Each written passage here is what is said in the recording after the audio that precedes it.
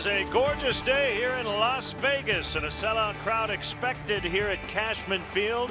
And we're set for Cubs baseball on WGN Sports, the second to final exhibition game for the Cubs as they take on the New York Mets.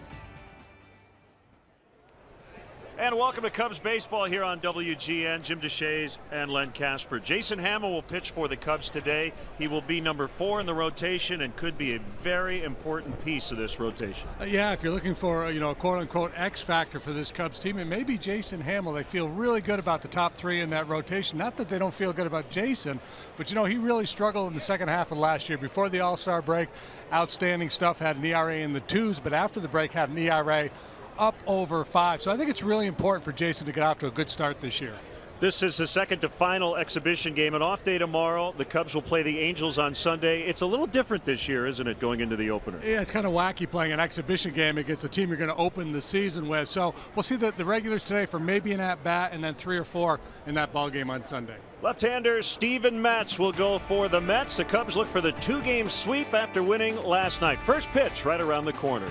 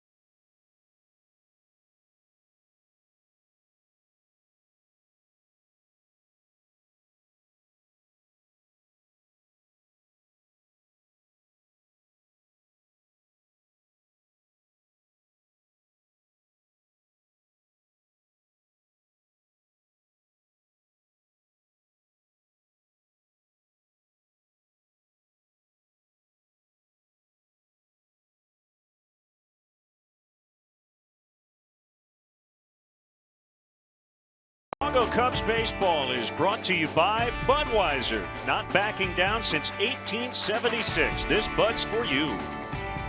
Honda. Get amazing deals at the Honda Dream Garage Sales Event now at your Honda dealer. State Farm. Combine your car and home insurance with State Farm and start saving. Call your State Farm agent today or find one at statefarm.com. Mattress Firm, where we want you to sleep happy guaranteed. Remember, if it's over 8, it's time to replace. Your Chicago area and Northwest Indiana Lexus dealer. And by Southwest Airlines. Transparency, low fares, nothing to hide.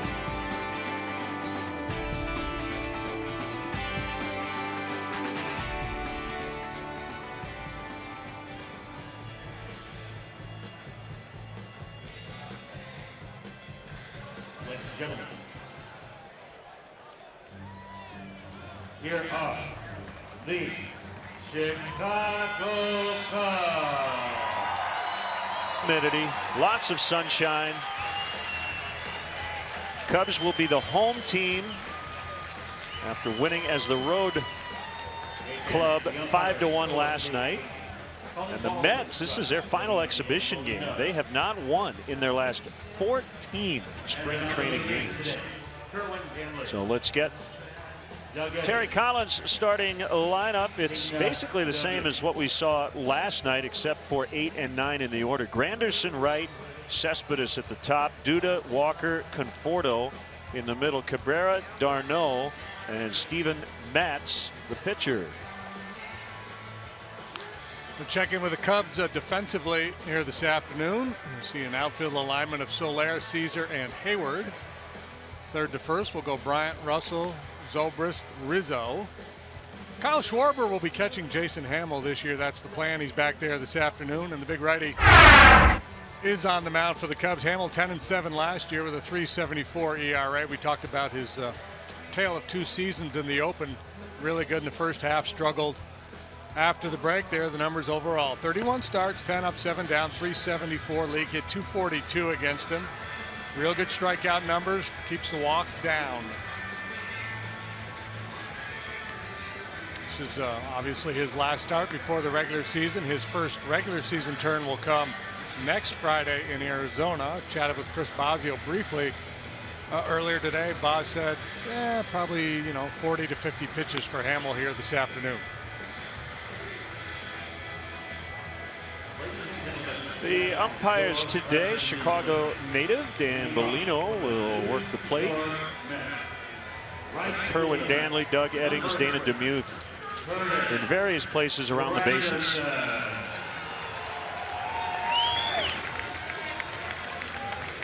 Yeah, just put Danley, Eddings, and DeMuth out on the field. They're not aligned quite like that, but it's the way it works here in spring training.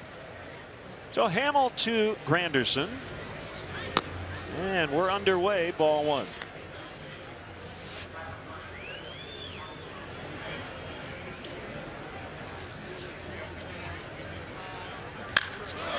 Line shot, deep right. Hayward will have to play the carom, and actually it'll be Matt Caesar to pick it up. And Granderson has a standing double.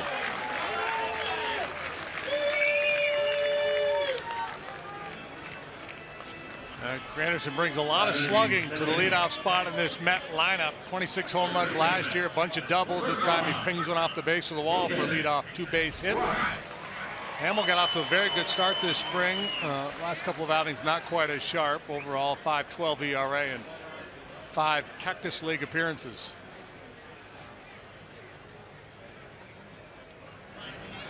So here's David Wright. His major league debut back in 2004. 7-time All-Star, and he fouls away.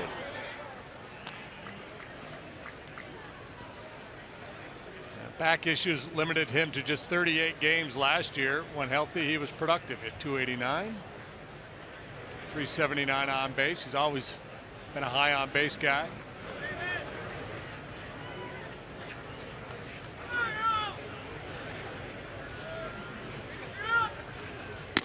We talked earlier this spring about Adrian Beltre being underrated and one of the best third basemen of all time, and how the Hall of Fame third base has been tricky. But you look at David Wright's career: 298, 377, 492 for the slash line. Playing in a big market in New York. They've got Granderson caught between second and third. Wright's going to take second, so in the end, kind of the same situation as you would have had you thrown out Wright. Yeah, ideally you'd like to execute that rundown with just a couple of throws and keep right at first base, keep the double play in order. But credit Granderson with good evasive action here. Frustrating, no doubt, for Joe Madden, because this is one of the things you work on, especially early in spring training. We do your early drills, you work on rundowns and all that kind of stuff.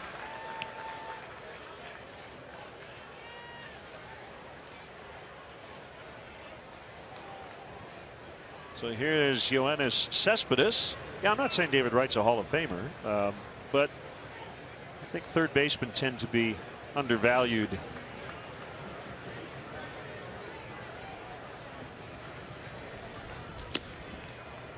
Ball 1. Yeah, there seems to be within the electorate this idea that, you know, 1 or 2 players at a position per generation, right, are Hall of Famers. And so there are other guys that put up huge numbers or really good numbers that maybe not quite, let's say Mike Schmidt for a comparison, not Schmidt-like, but maybe, you know, merit a little more careful consideration. Yeah.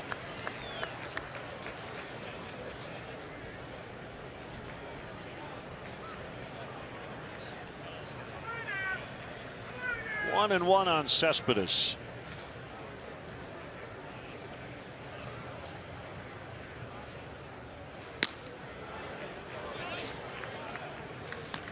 Now 2-1. Cubs have a mandated off day tomorrow. Got to have one before the regular season starts. Even though they still have one more exhibition game on Sunday in Anaheim.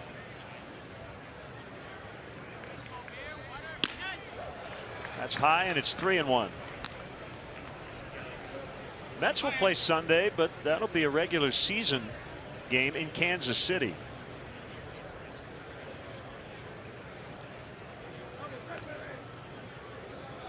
It's a great time to be a sports fan, isn't it? Really is. Opening day upon us. You got the NCAA tournament wrapping up. The Masters is coming up. Good foul out of play to right. You've seen this campaign being led by Johnny Bench? No, he's trying to restore opening day to one day, Monday. Remember, forever, because the Reds were the first big league team, that the first game of the season was in Cincinnati. And that has changed quite a bit. Got 3 games on Sunday.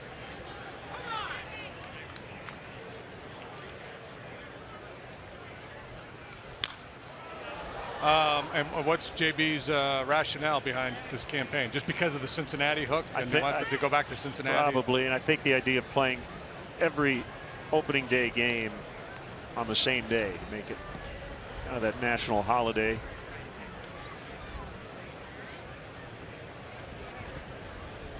Well, some people like to open their Christmas presents on Christmas Eve. This is true. Monday, we'll call that officially opening day. Sunday is opening day eve, and there's some special games. Just missed, ball 4. And Cespedes is on, and here comes Lucas Duda. You see Schwarber way off at that outside corner, so there's no inclination to give in to Cespedes there with first base open.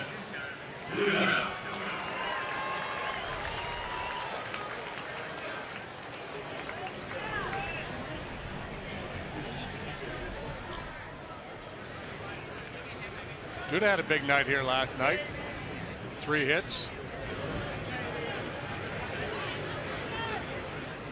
Got to figure if he played blackjack or something, he won some money, right? Yeah, well, if he has a big day today, he could come away with the MVP of Big League Weekend here. Get a stack of poker chips that he can use next year.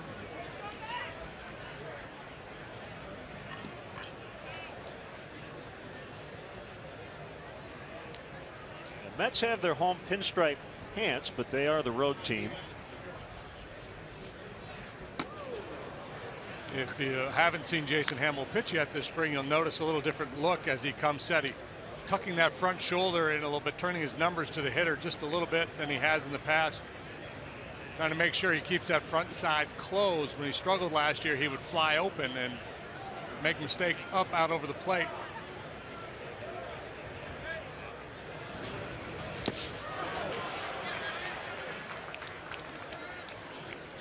Now 1-2. That slide ball is his moneymaker. He uses it a lot. It's a very effective weapon for him. Buries this one down in the dirt. He was good against both left and right-handed hitters last year. Lefties hit just .235 against him.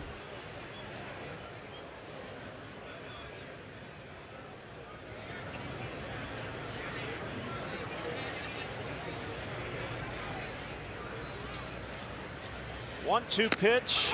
Called. Strike 3. First strikeout of the day for Jason Hamill.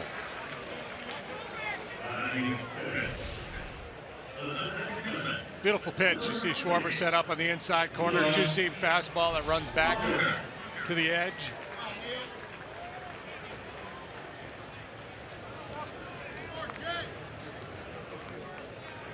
newly acquired Neil Walker. We got him in December from the Pirates for left-hander John Neese.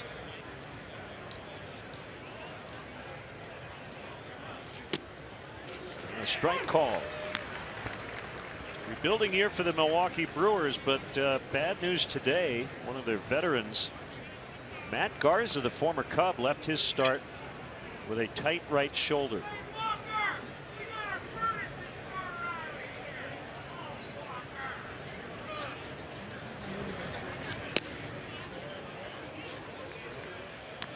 You never want to see any injuries, but especially in the final start of spring training.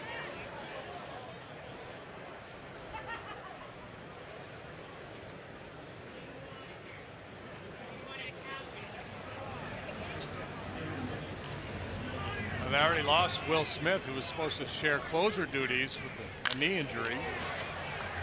Hurt his knee taking his shoe off this spring.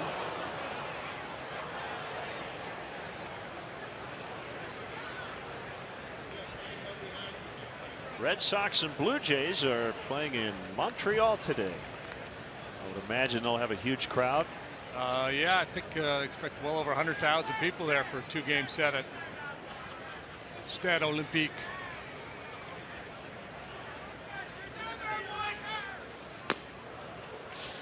.22 on Walker.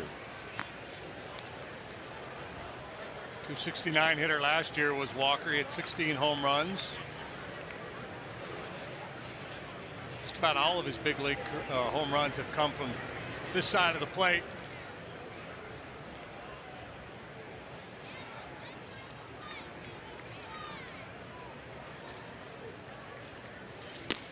Swing and a miss to end the inning. So Hamill works around the leadoff double. Cubs coming up when we return.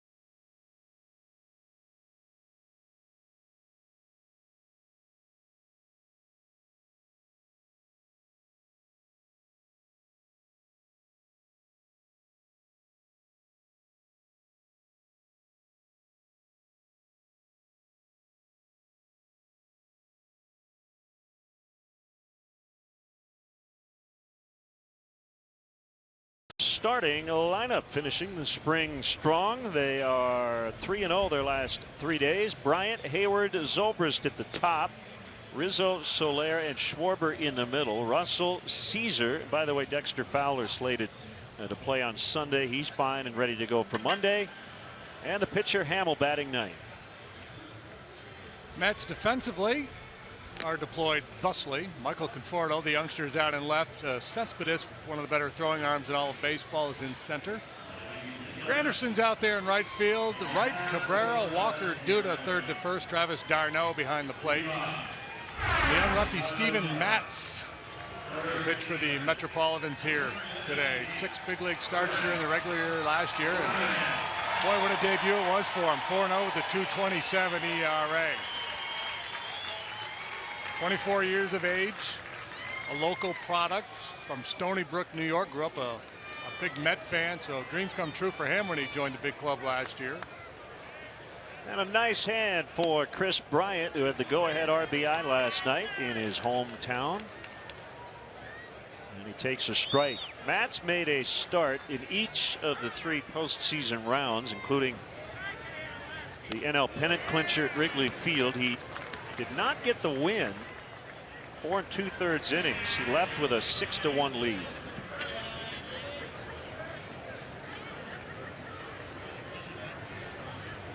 His first outing this year may come out of the bullpen. He will be available, I guess, for game 2 in Kansas City out of the pen, and then later will make his first start. Called strike 3. Terry Collins still trying to sort out his rotation for that first week of the season, and a lot will depend on who gets used out of the pen. Bartolo Colon will also be available out of the bullpen. And you see Matt's finishing off Chris Bryant with an off-speed pitch that catches the outside corner. All right, so Harvey and Syndergaard get the 2 games in Kansas City. We mentioned last night Jacob deGrom, his wife is due with their first child, and I think the due date is Tuesday. Strike on Jason Hayward.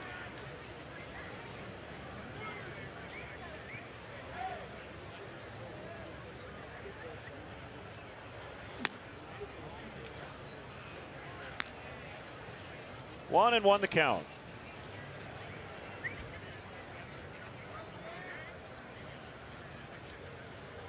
That's working quickly, and that one is tapped foul. You mentioned he grew up a Mets fan on Long Island, about an hour east of Citi Field. Former Major League pitcher Neil Heaton was his coach when he was a youngster.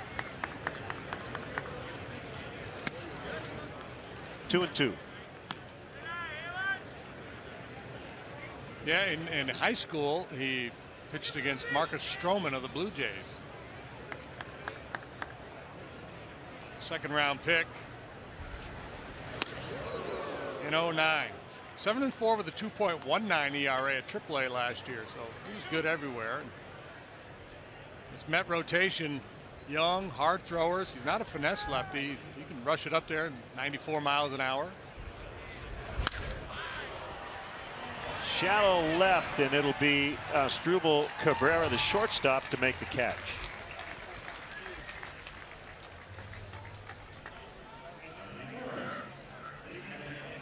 Happy April Fool's Day, by the way. Yeah. We were toying with some crazy trades, stuff in the open. We can still come up with some if you'd like. Yeah. Just roll something out here in the middle innings. We'll have the Cubs acquiring Mike Trout. Oh, by the way, he did not play yesterday with a stomach ailment, but the Angels are not concerned. He should be ready to go Monday night. 2-0 on Ben Zobrist.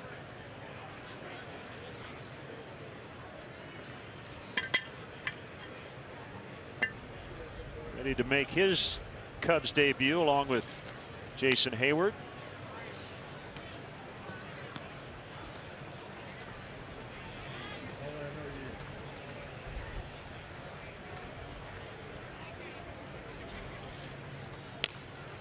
Yeah, we've been doing this for a month. Games have been going on. Guys getting their at bats. You see Ben Zobrist and Jason Hayward in a Cubs uniform, but then you hit the reset button Monday night. That's when the butterflies really show up as he takes a 2-out walk.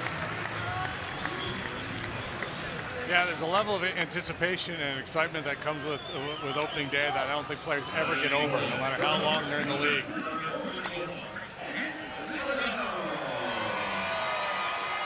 Guys will be rolling out to the ballpark at 10 in the morning. Yeah, for a 7 o'clock start. Anthony Rizzo with the Knox Sox today.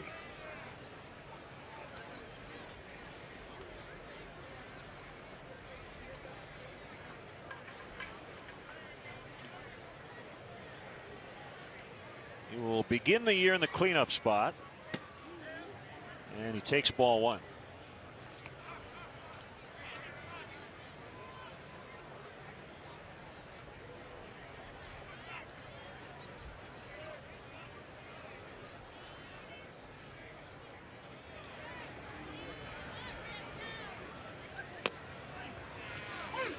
1-1.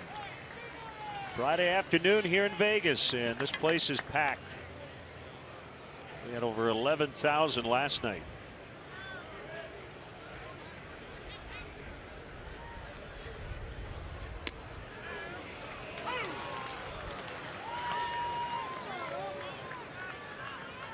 Back in the day, Zobrist used to run a little bit. And, still may try the occasional stolen base, but it's not a big part of his game.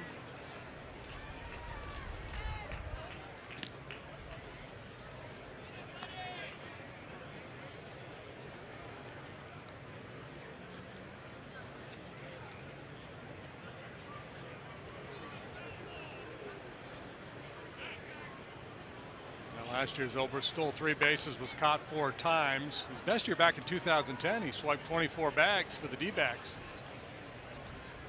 D-Rays, excuse me.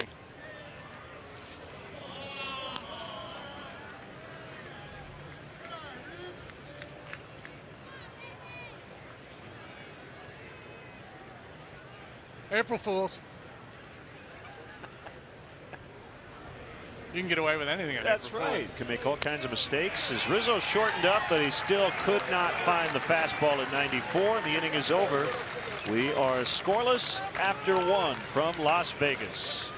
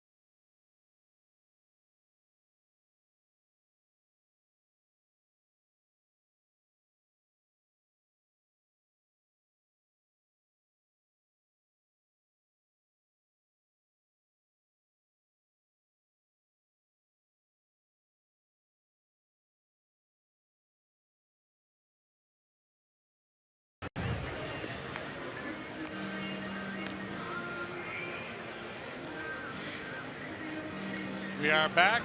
We are scoreless, and we head to the top half of the second inning here. Michael Conforto to lead things off against Jason Hamill.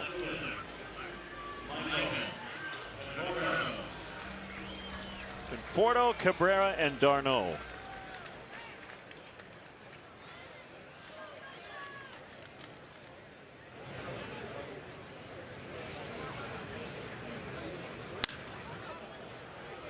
That'll get out of play to left.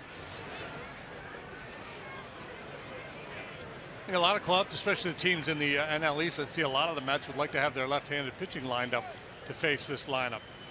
Turn Walker around to the weak side, help neutralize guys like Duda and Conforto and Granderson.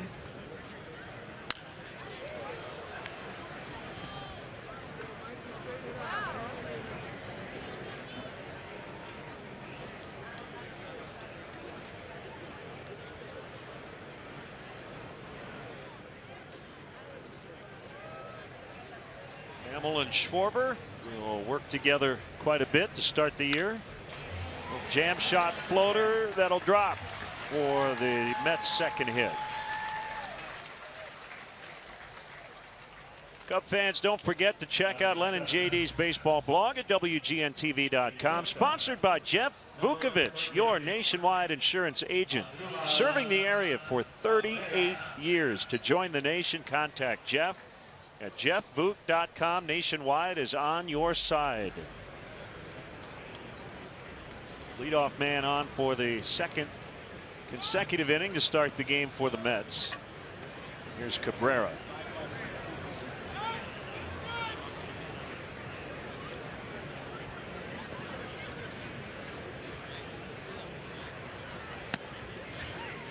Outside corner and a strike.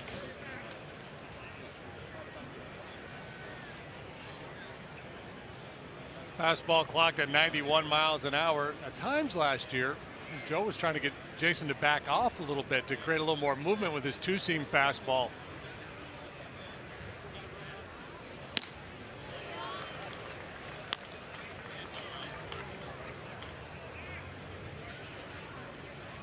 The idea being that 92 with movement, well placed, sometimes, oftentimes better than 94 that's straight.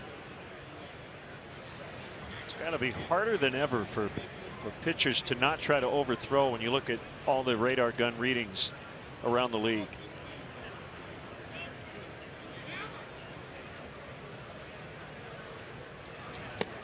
Swing and a miss, strike three. Yeah, because what you hear people that do what we do, and well, I guess I'm guilty of it too, say that, well, it's not about velocity, it's about movement and location. Well, velocity does matter. I mean, obviously, some of the best guys in the game are because they can rush it up there at 96 miles an hour, and they have those other attributes as well, location and movement. But yeah, I mean, those are the headline grabbers, right?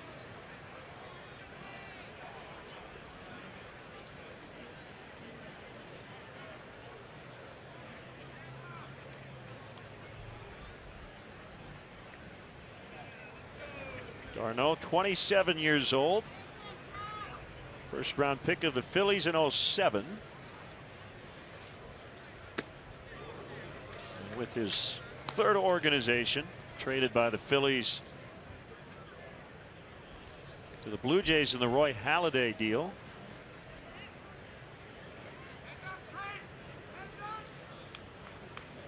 Two clubs kind of opposites of each other in that the Cubs have all these young position players, and the Mets built around that young pitching staff. Most of their position players are 30-ish. In the case of Granderson, he's 35, Wright's 33, Cespedes, Duda are both 30, as is Walker. Conforto's a young guy. The Cubs with more of a veteran pitching staff to go along with young position players.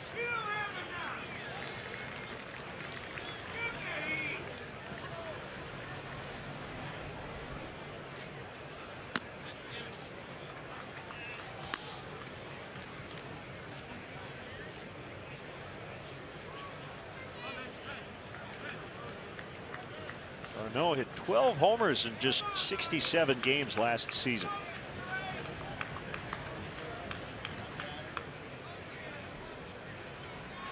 Hit 3 in the playoffs.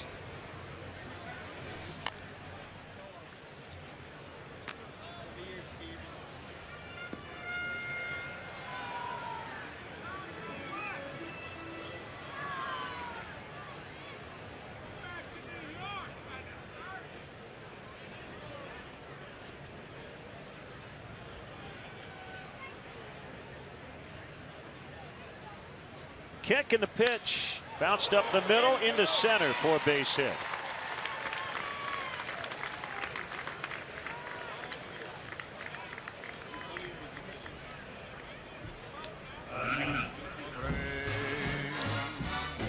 Tweet us your Cubs selfies to hashtag WGN Cubs, and we may use it during our fan cam.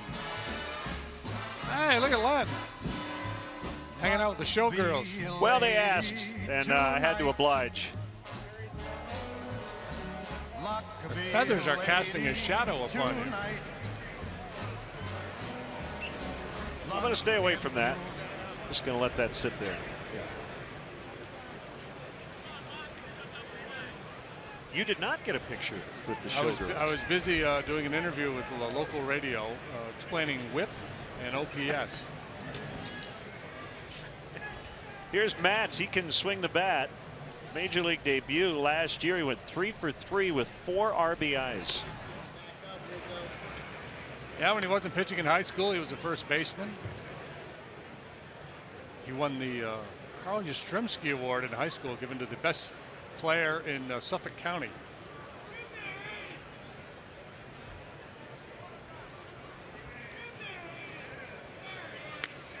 Good bunt. Zobrist covering.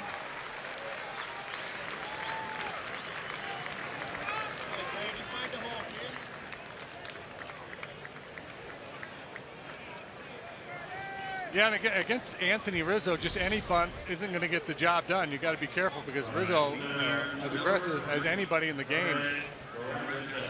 Really well done here by Matz. Not to get down towards the third base side.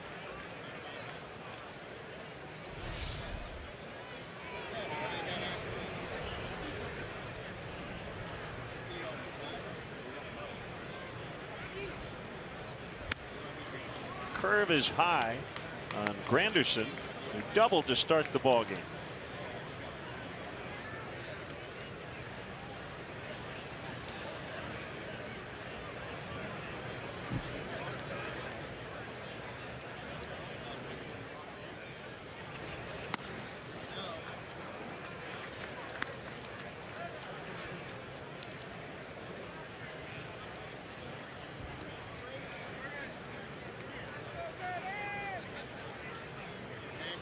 Second and third, 2 down, scoreless here in the second inning.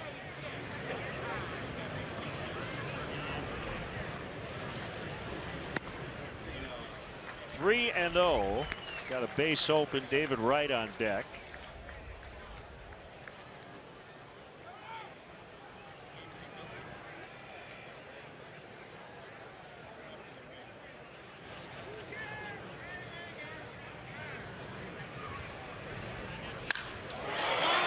Diving stop, Zobrist. And that'll end the inning. No, it won't, as Rizzo couldn't handle the low throw. So the Mets lead 1-0.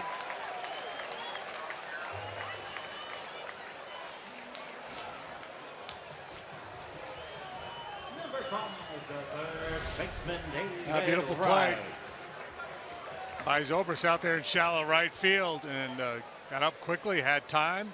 And 99 out of 100 times Rizzo's going to pick that one.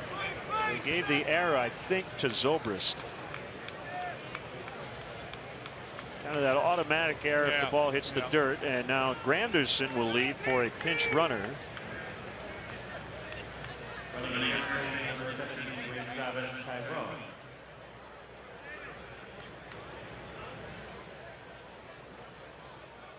Travis Tajarón is now running, and a strike called.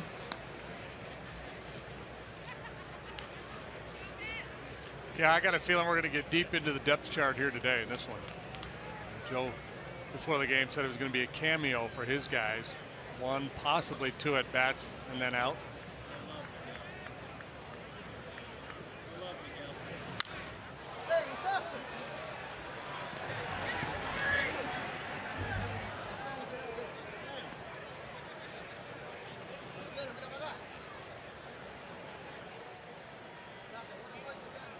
David Wright, 350 career home runs, something like that. Does that sound right?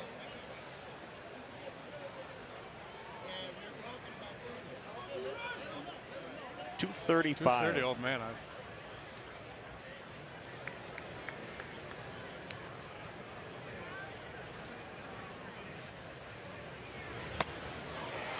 And he swings and misses, and the inning is over. Mets get an unearned run. Another day in Vegas, baby. 1-0 New York.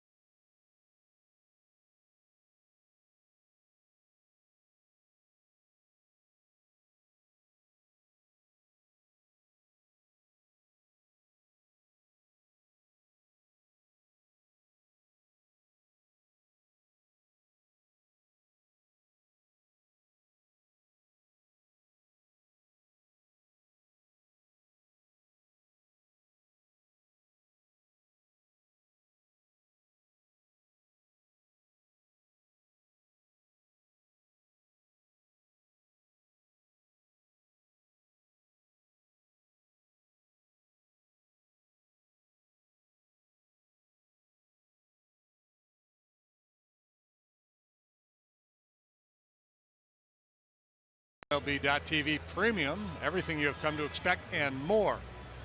New low price for 2016. Watch every out-of-market game of all 30 teams live in true HD on over 400 supported devices. Blackout and other restrictions apply. Visit MLB.TV for details.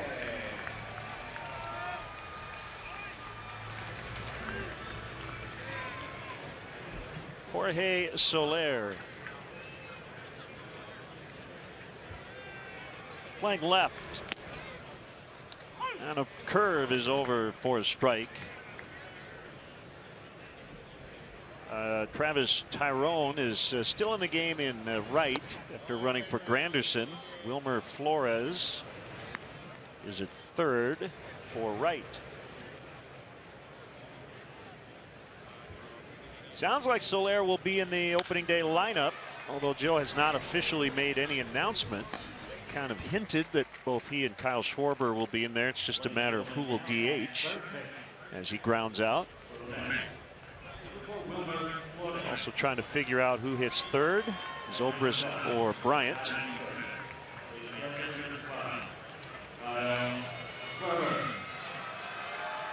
Whatever it'll be, on paper will be a very good lineup.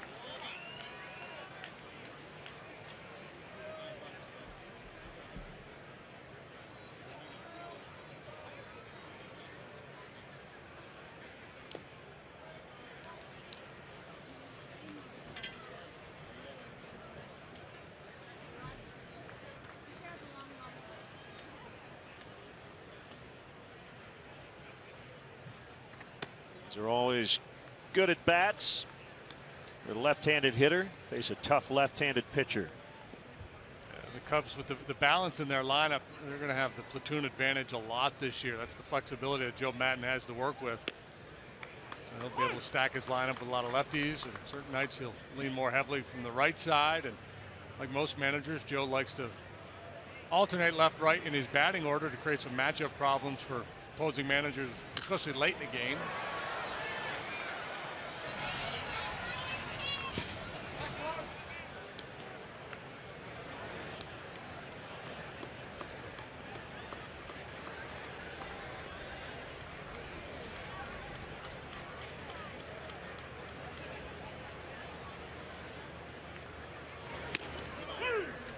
He got him.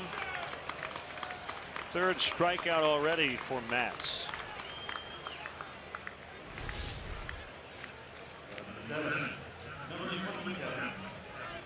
Great delivery, driving straight towards home plate. Got a plus heater. The curveball is kind of just a real out pitch for him. It'd be a good 0-0 offering. Change up, like it is for a lot of lefties, a good weapon for him.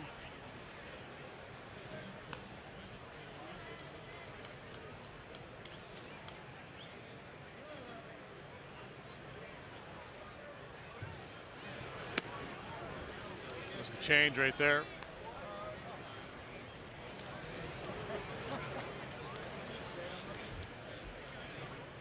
Probably get a heater. A good time to take a big swing. Nope, not in the zone. Nope, didn't get a strike.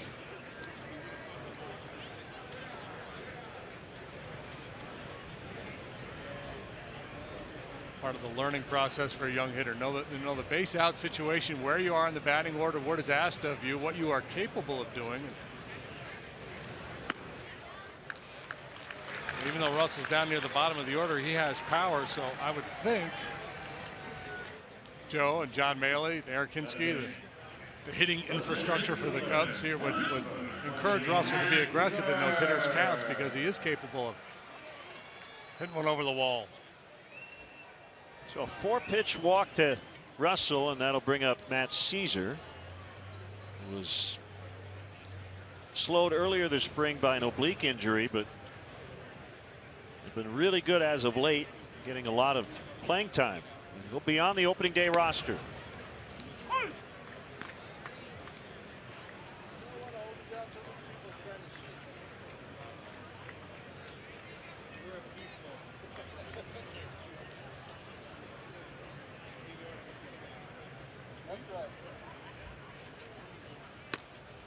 222 last year with the Cubs with one long ball. Season that saw him bounce up and down frequently between Iowa and Chicago.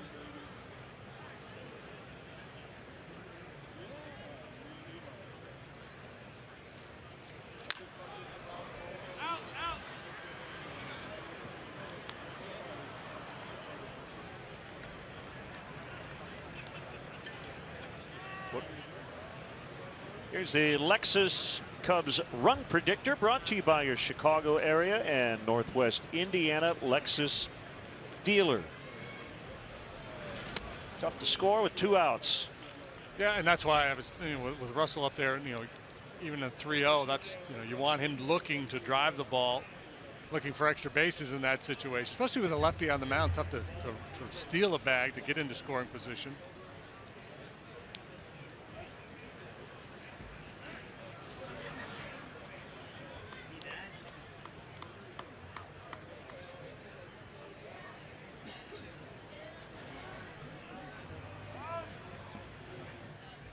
I don't want to do it with 2 outs, but remind me, that little step off reminded me of a topic I wanted to bring up before the end of spring training. All right. Okay. Can you remember? Well, I'm capable of remembering. Whether I really will or not, I don't know. Okay. It's about the balk rule. Yeah. Russell measures it pretty aggressively. Remember early last year, he was taking huge leads, and they had to get him to back off a little bit.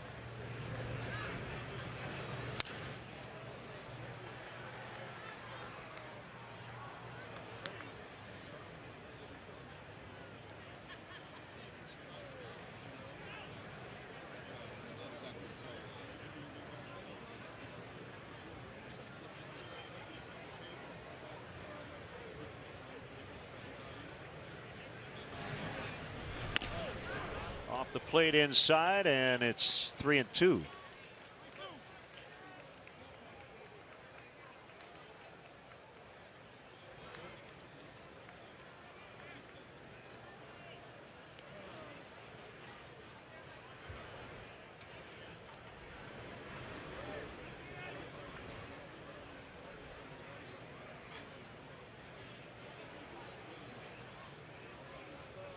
Russell runs on the 3-2 and a called strike 3. Caesar is out. Cubs are done in the second, trailing 1-0.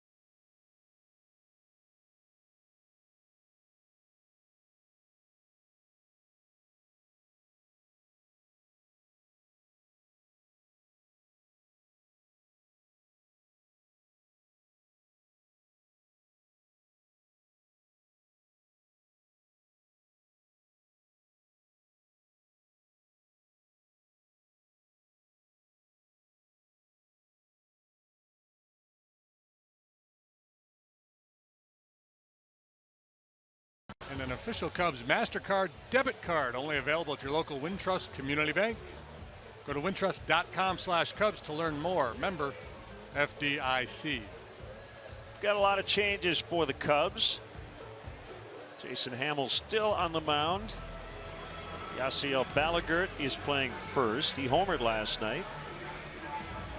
Tony Kawasaki's at short. Tommy La Stella at third, and Albert Almora Jr. is playing right. All right, let's just do what I was going to bring up. Yeah. So Bill James earlier this month brought up what sounds like a crazy idea, but it may not be.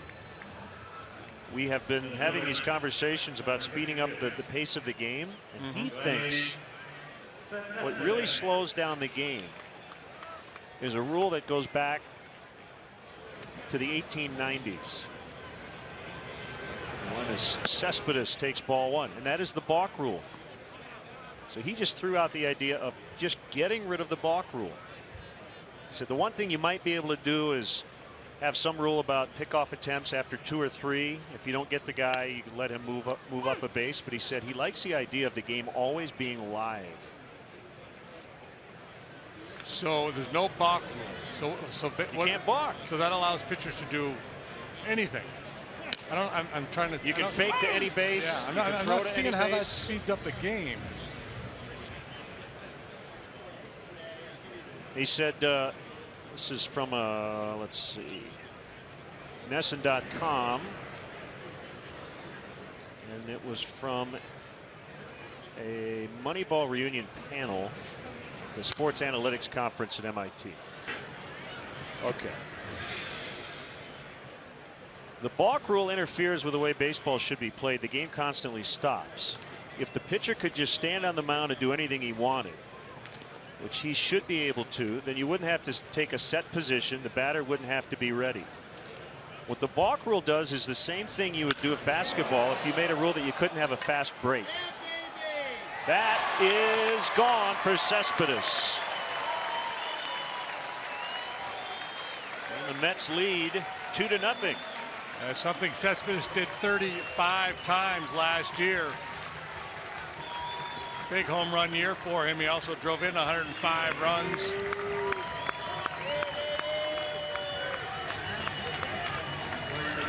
We're talking about how they have so many dangerous bats from the left side, so obviously he becomes a very important, even more so important piece of their lineup. That's a hanging slider.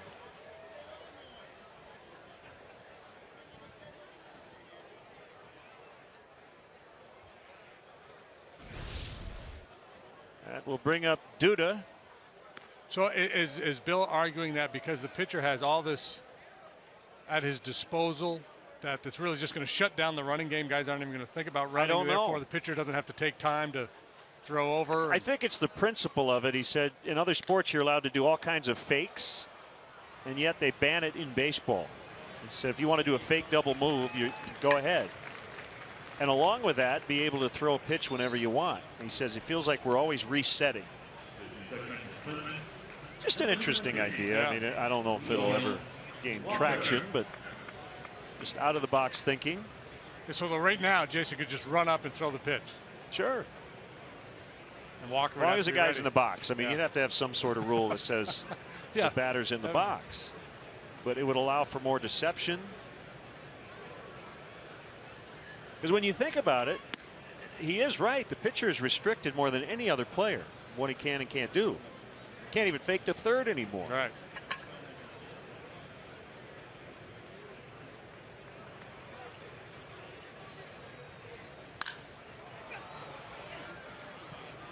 Soler battling the sun, and he's got it. 2 outs.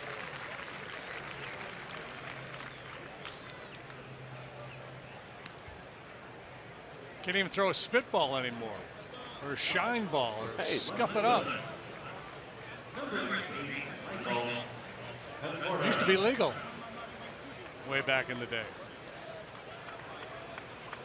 I guess it was during the dead ball era, sometime in what, early 1920s, late 19 teens, I think they outlawed defacing the ball. I guess if proven effective, you know, a pitcher could get the ball back from the catcher and just throw it. You could have a hurry up offense, hurry up defense. offense. Yeah. Conforto flies to Almora.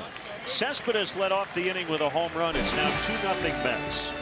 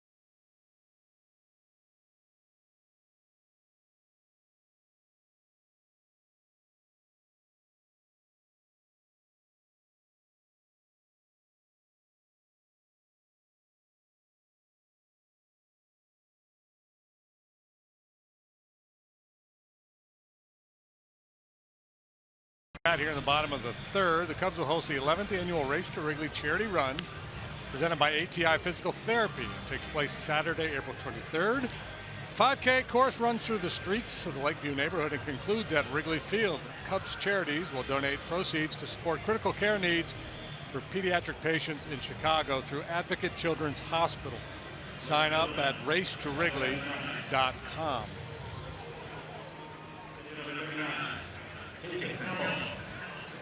Well, you may have been wondering why Sid Finch didn't start this game. Right? It was April 1st, 1985, when the George Plimpton Sports Illustrated story came out about this little-known pitcher who could throw, what, 300 miles an hour? Yeah, Sid Finch had him on the cover. He was from some exotic island somewhere, right? And it was all an April Fool's joke.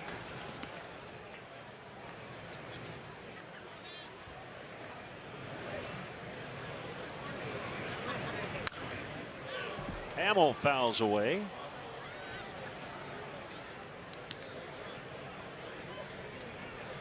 George Plimpton also wrote the Paper Lion, where he went to training camp with it and quarterbacked the Lions for what, a series.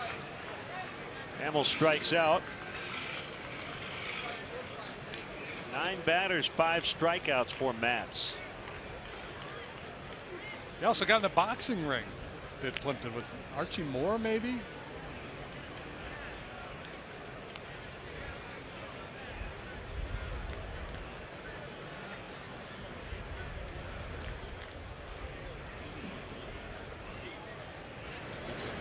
Almora, ball 1.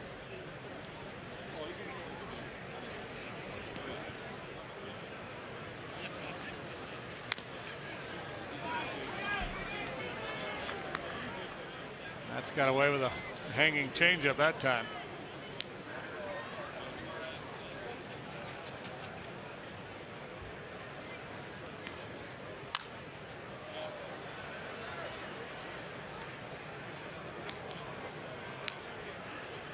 Tommy La Stella.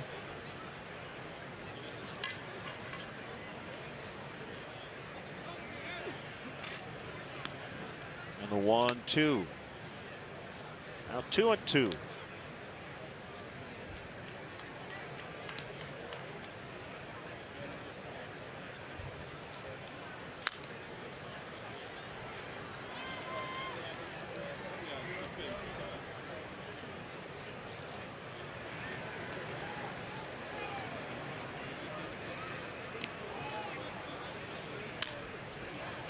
Chopped left side, charged by Flores, and he gets it. What a gorgeous day and beautiful vista as we look beyond the outfield walls. The mountains surrounding the city. Yeah, you know, people love to come here and hike, as well as gamble. And one of the popular attractions is the Valley of Fire. We learned about that last night. Stella in the air, left field. There's neither fear nor loathing in the Valley of Fire. Cubs go quickly. 2-0.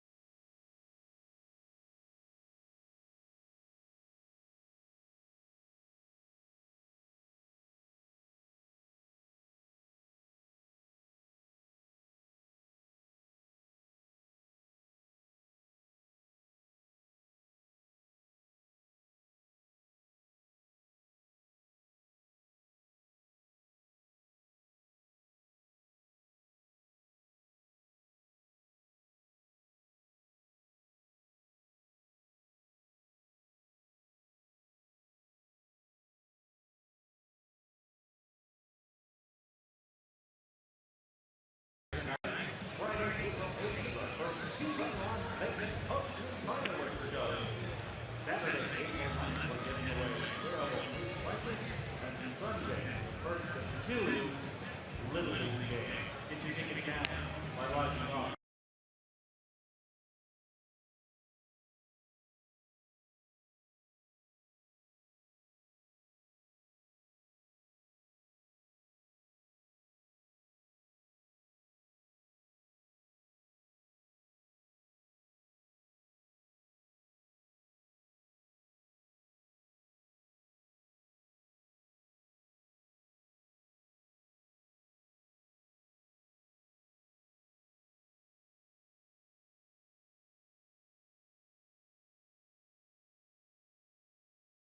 His season will start with a 6-game road trip, 2 in Anaheim and then 4 at Arizona. The Wrigley Field home opener will be Monday night, April 11th versus the Reds. Brought to you by Ford, inviting you to visit your local Ford store or localfordstores.com. Cubs really in a good place to get off to a good start when you look at the schedule in the month of April, and a lot of teams that are expected to finish near the bottom of the standings. Doesn't always work out that way, but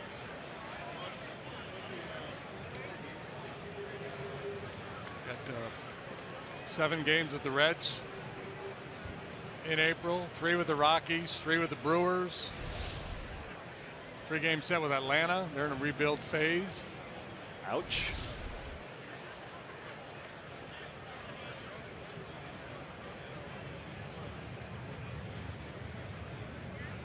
The only playoff team from last year they see in the first month of the season is a 3-game set against the Cardinals. April 18, 19, and 20 in St. Louis. Speaking of the Braves, John Sherholtz stepping down as the team president. He will become the vice chairman.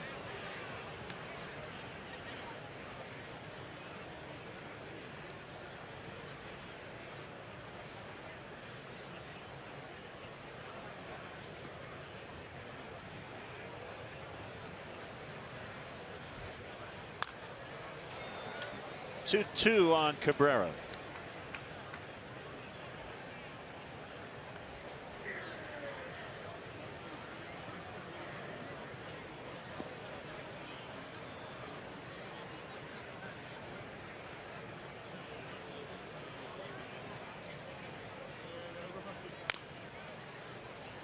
We'll do it again.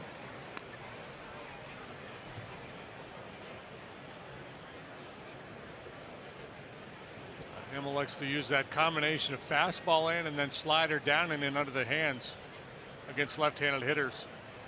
Speed him up with a heater and try to catch him out in front of that breaking ball. And try a little backdoor curveball there.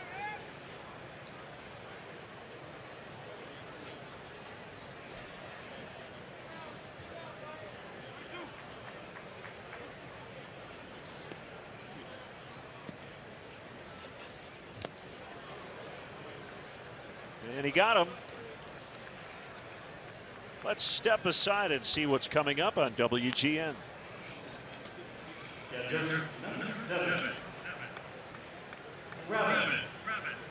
Darno.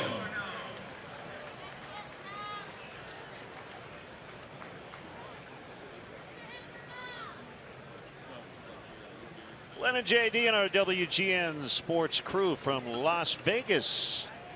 Mets and Cubs final 2-game big league weekend series. Like Travis d'Arnaud was going to swing no matter what. It was a little premeditated.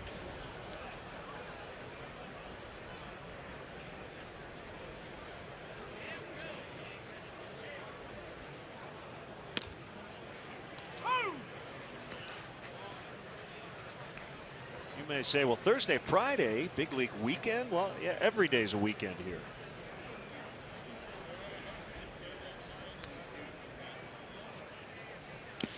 It's a mindset.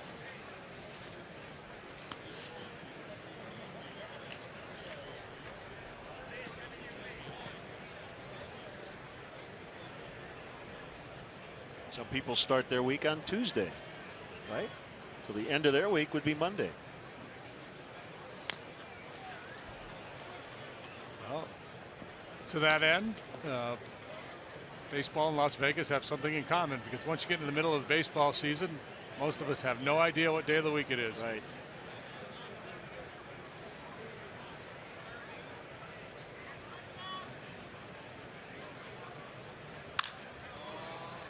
Bounding ball to the shortstop, Kawasaki.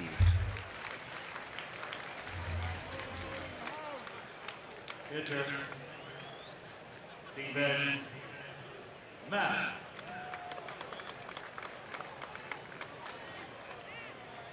They'll bring up the pitcher, Matz. Laid down a sac bunt in the second. Ultimately leading to the first run of the ball game. Broke his bat. That's a fair ball. And Matz is going to stop with a 2-out single. One might have stung a little bit. Yeah, his hands are probably buzzing some, but he's up there with no batting gloves. Not the prettiest swing, but effective. Hey, by the way, I feel obligated to give a little shot to our counterparts, Gary Cohen and Keith Hernandez and Ron Darling. They didn't show up this weekend. They're not here for a big league weekend. What, do they just think they're ready for opening day? I know, well, they don't need the last 2 games. Gary might be doing some hoops. Yeah, I think he did last weekend. I heard him doing the Syracuse comeback against UVA. Yep. It's one of our favorite booths.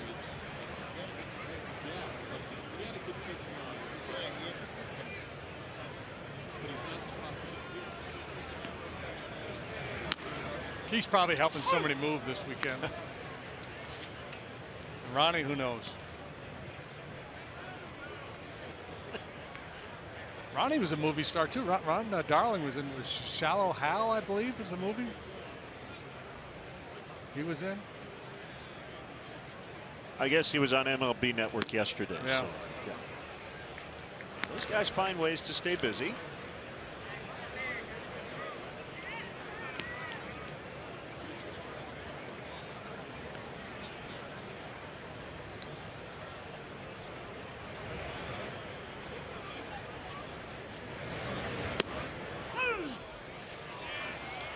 And the inning is over. 2-0 New York in the 4th.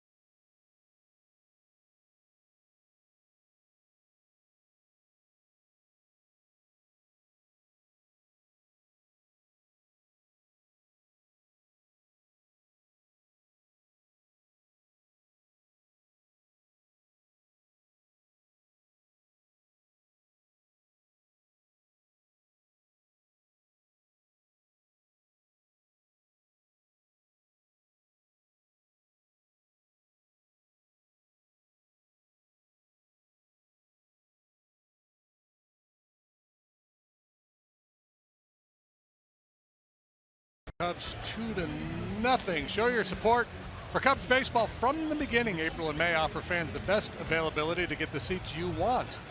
Get your tickets now at Cubs.com.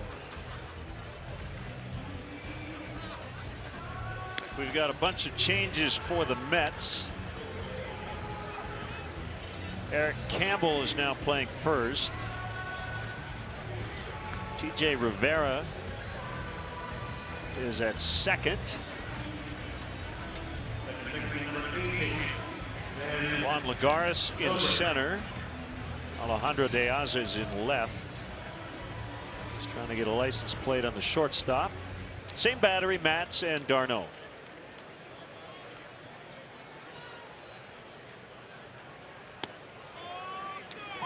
Strike on Zobrist. Matt Reynolds is playing short.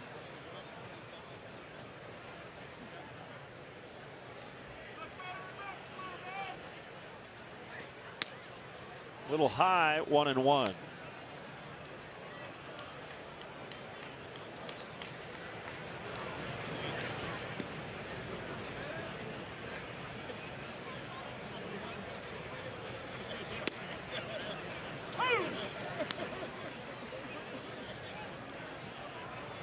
Jim Henderson beat out Eric Goodell for a bullpen spot with the Mets.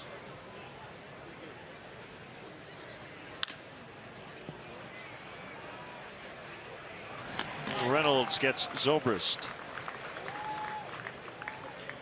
Shortstop, number 66. Munenori Kawasaki. There's Kawasaki playing short.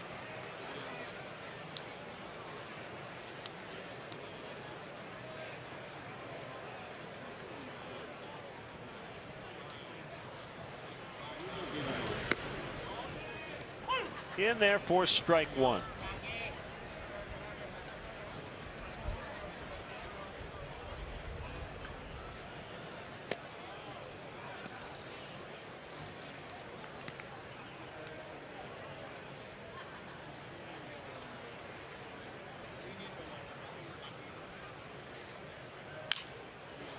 Late swing as he bounds it into the third base dugout.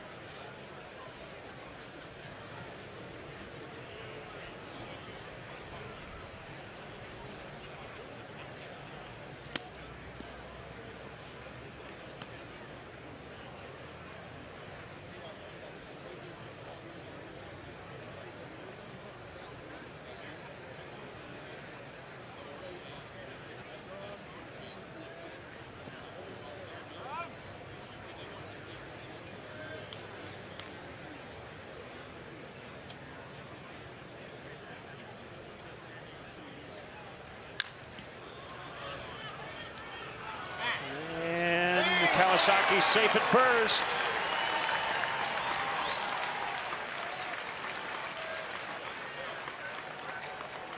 Flores got that ball in pretty good shape with the throw up the line, and Campbell couldn't hang on when applying the tag. Scary play for a first baseman. A running start out of the box for Kawasaki. Would have been out. Campbell couldn't hang on.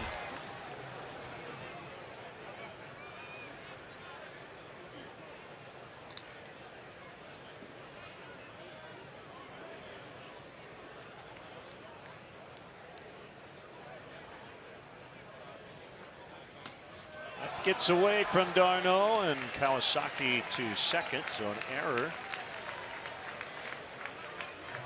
And a passed ball, and the Cubs have a runner in scoring position for the first time. They don't have a hit today. A couple of walks.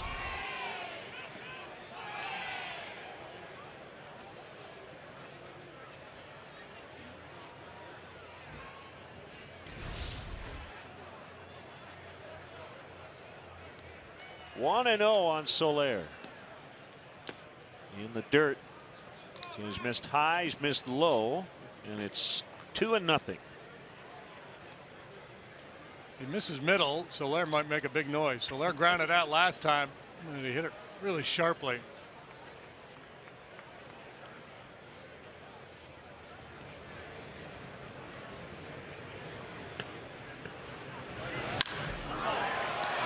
shot right at the shortstop Reynolds. He hits the ball hard.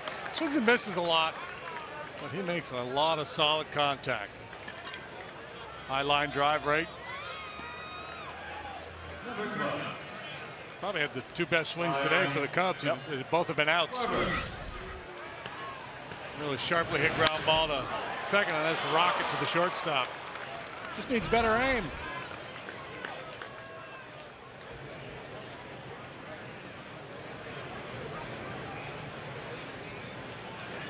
Schwarber caught looking in the second.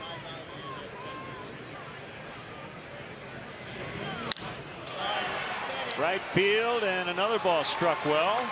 That's an out. So 4 hitless innings for Steven Matz.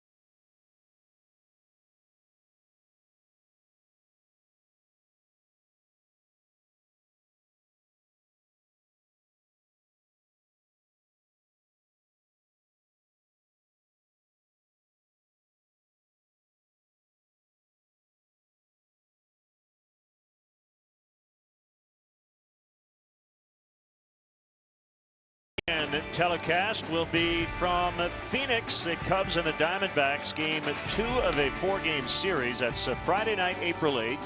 8 o'clock Central Time for next year is here. First pitch at 8:40. C.J. Riefenhauser, a left-hander, now working for the Cubs. Wilson Contreras is the catcher. Christopher Negron now playing second. Riefenhauser claimed off waivers from the Orioles in February. A little big league time in each of the last 2 seasons with Tampa Bay.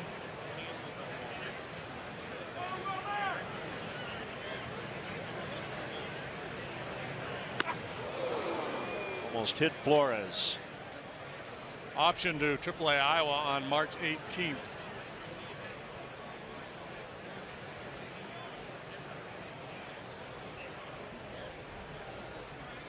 What a wild year for Wilmer Flores last year. Thought he'd been traded to Milwaukee in late July. It was an all but done Carlos Gomez deal, and he was seen crying on the field that night. But then the deal fell apart. There were some medical concerns about Gomez, so Flores not only stayed but became a pretty big cult hero in New York. Mets fans loved how much he wanted to stay with the team.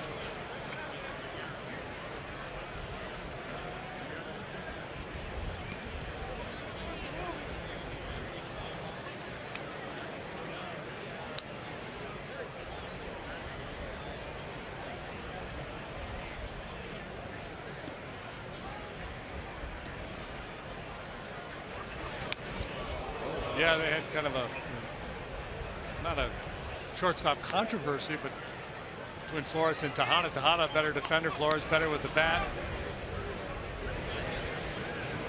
I don't think like the Mets were really enamored with either one of them, and that's why they've got Cabrera now, and Flores becomes a backup all over the infield. Bounces to third. Nice pick. Tommy La Stella on the short hop.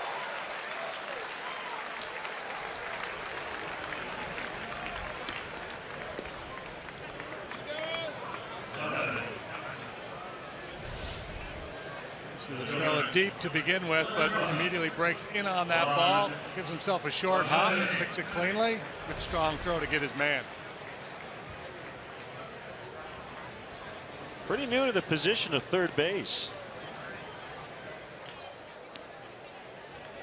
Cubs needed him to have more flexibility on the defensive side when they got him from Atlanta.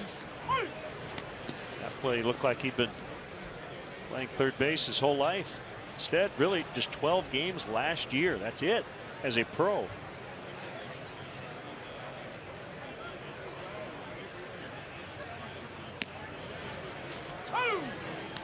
Riefenhauser, he was a man on the move this winter. You know, his name was on the move. His contract was on the move. If he wasn't, he was traded from the Rays to Seattle, and then about a month later, traded to Baltimore. They designated him for his assignment, and the Cubs claimed him. Lagares off the end of the bat. That roller is gobbled up by Kawasaki. The tag applied, and he's out.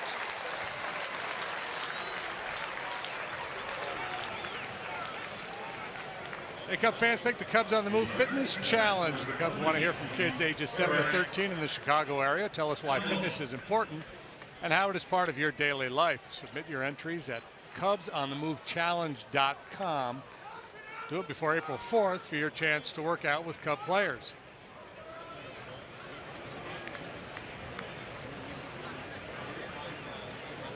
Eric Campbell, first baseman.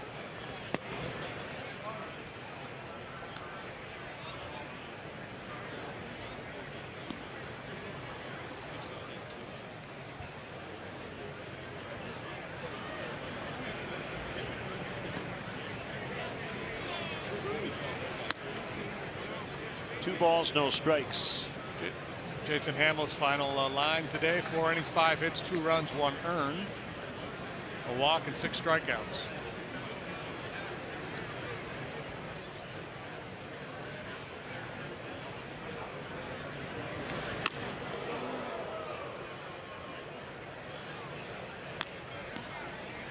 Anduri Acevedo is up in the Cubs bullpen.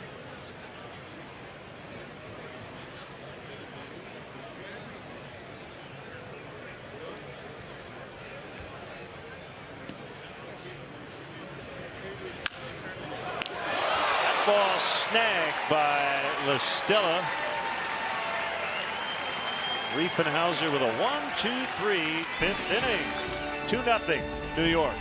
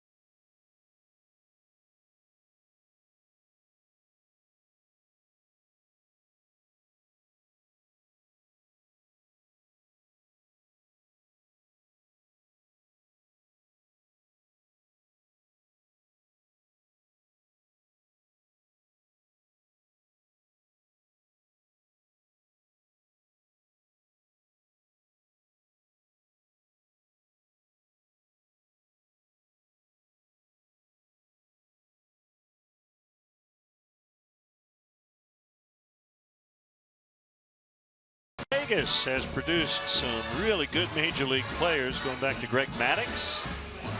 Bryce Harper and Chris Bryant both got keys to the city this past offseason. Harper, the most valuable player of the National League. Bryant, the Rookie of the Year. Luck could be a lady tonight. Luck if you CL Ballagert homered last night.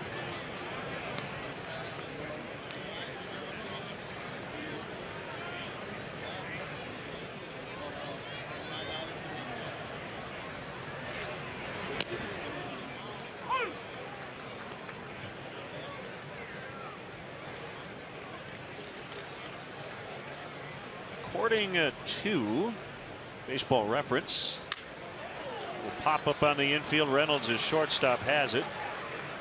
The major league player with the most years of service, born in the state of Nevada, was Barry Zito. 15 major league seasons. Some good Nevada baseball trivia right there. And I should say, Maddux was born in Texas, but grew up here. 23 seasons, so I guess we'll put an asterisk on that.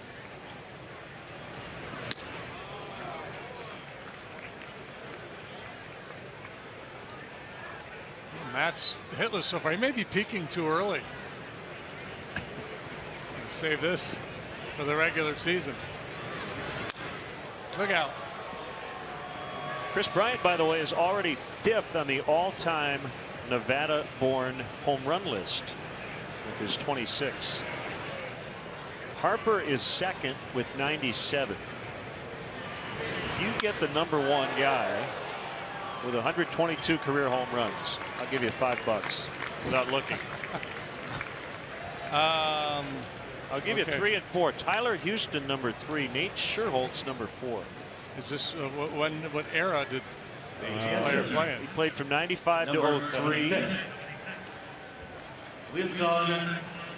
All in the American League. 95 to 03. With the Bishop Gorman High School here in Las Vegas. Which is where the kid that pitched for the Mets last night, I believe, was Bishop Gorman. 95, you said. He was an outfielder, and Ron Coomer right now might be sitting in Chicago raising his hand going, Coomer's I remember. He was a teammate of Coombs in Minnesota. Yeah.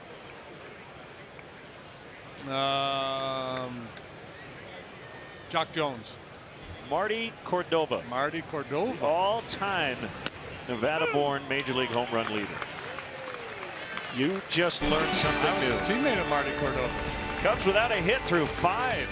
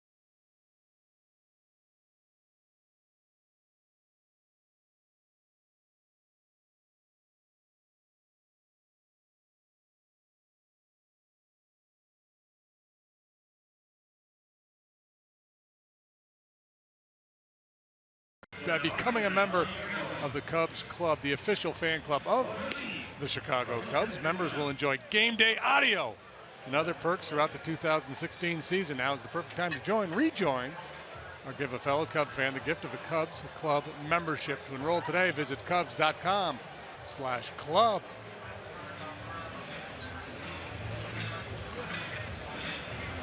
Cubs being no hit through 5 innings. But I don't think Terry Collins is going to stick with Steven Matz.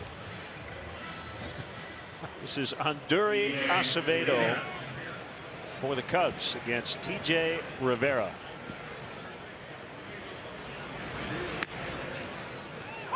And a strike. The New York City native TJ Rivera. From the Bronx. Fair ball past La Stella and through the Cubs bullpen. And Soler will get it back in. It's a double for Rivera.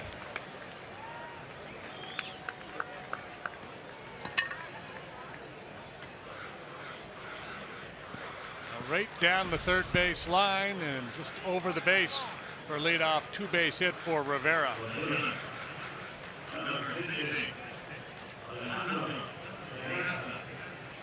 You can have some fun here. You can have a pretty good throwing competition with Soler and Cespedes. Oh, yeah. Cubs signed Acevedo in November. Last 3 years he was in the Yankee organization.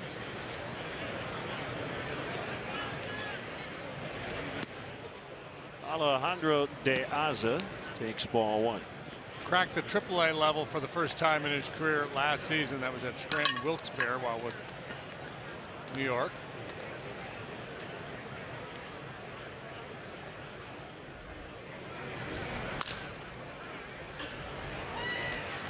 Grown makes the play. Runner at third, 1 out.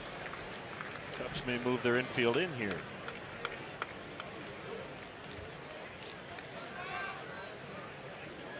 That would be the prudent thing to do. Acevedo started his career as an infielder in the Pirate organization.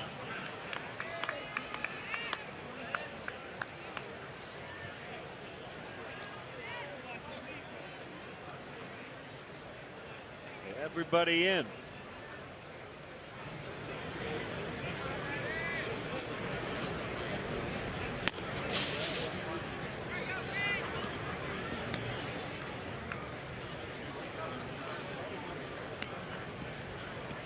Contreras behind the plate has a very bright future. Strong kid, very good athlete.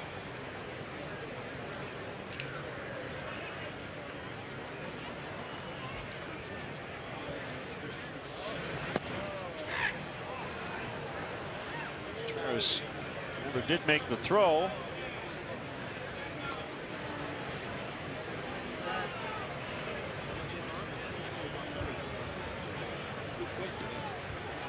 Reynolds spent last year here in Las Vegas. Contreras may have hurt his arm a little bit. Yeah, that can be tricky when you don't actually throw the ball.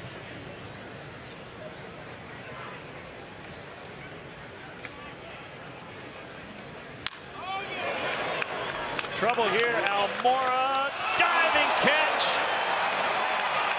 It'll be a sac fly as Rivera scores, but what a play by Albert Almora Jr.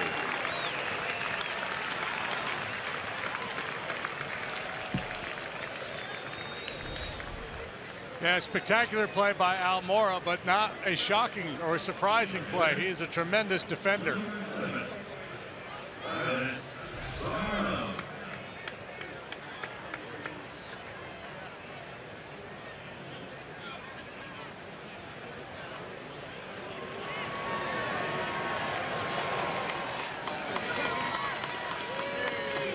Nothing Mets.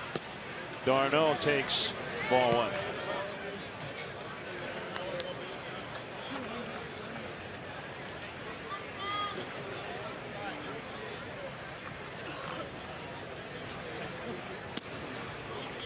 Inside 2-0.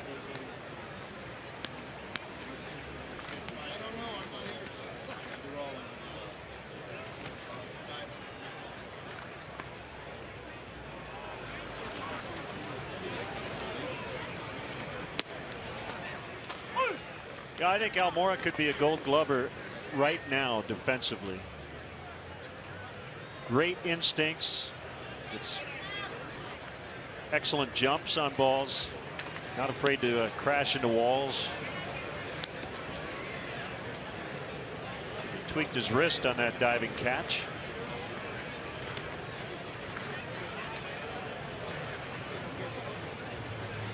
And the pitch. 2-2 now.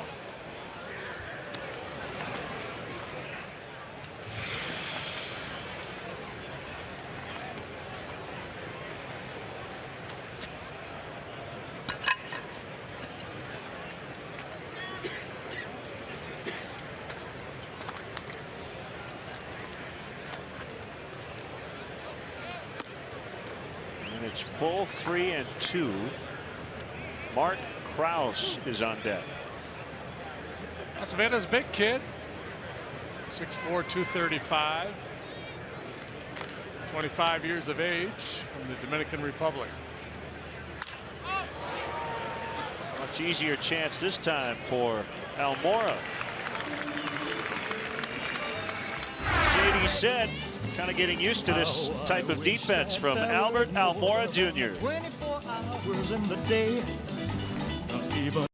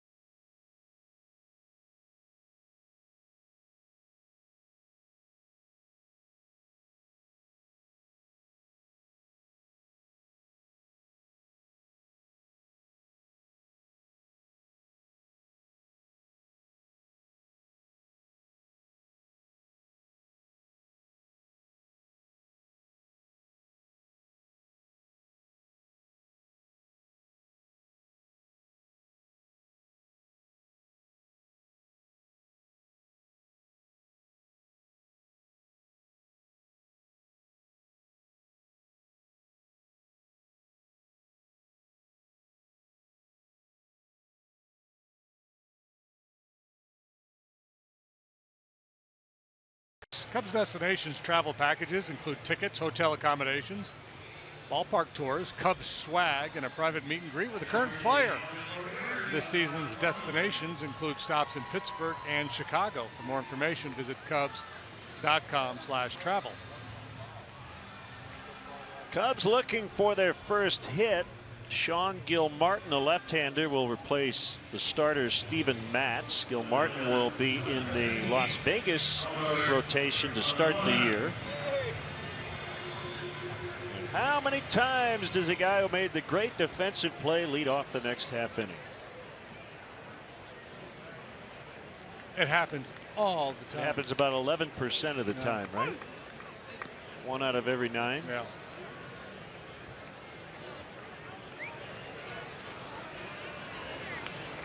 I don't know if that math is really correct, but you've got a 1 in 9 chance every inning.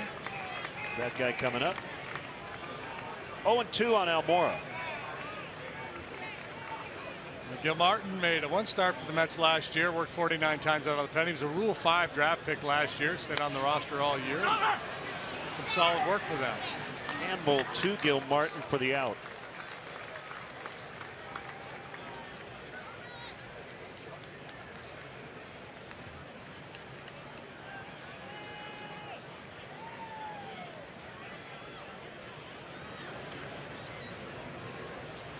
So when the Mets head to Kansas City after the ball game, Gil Martin and others will stay right here, home of their AAA club.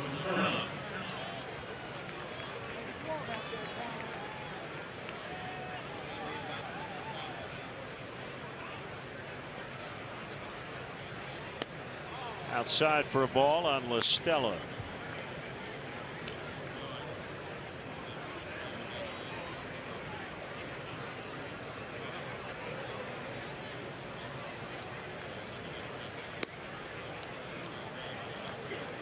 Close but missed. 2-0.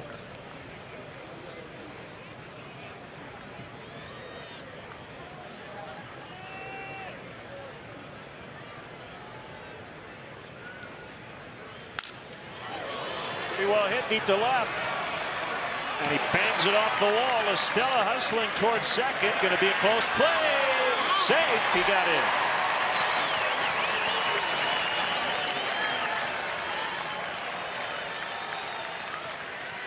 You bang one off the wall, you're thinking double all the way, but well played out here by Diaz. It's awfully close at second base. This is another good swing of the bat by Tommy La Stella.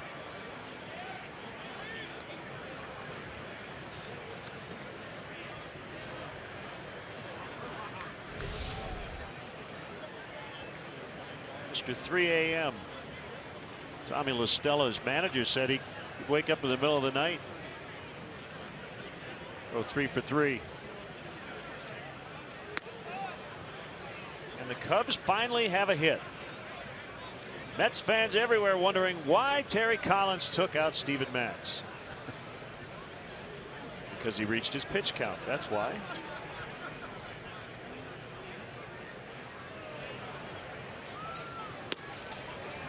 Two 2-0 on Christopher Negron.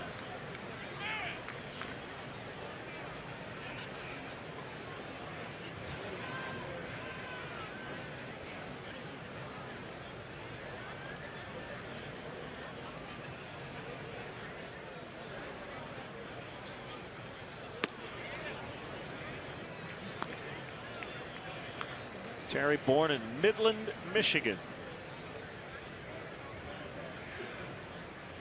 Pretty interesting major league managerial career, wouldn't you say?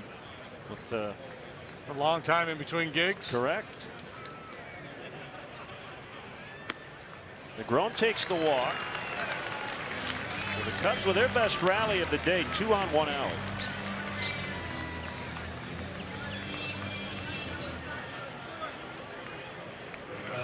Take a look at our Lexus run predictor. First and second, 1 out. Last season, the Cubs cashed in 42% of the time. 3 points better than league average. Brought to you by your Chicago area and Northwest Indiana Lexus dealers.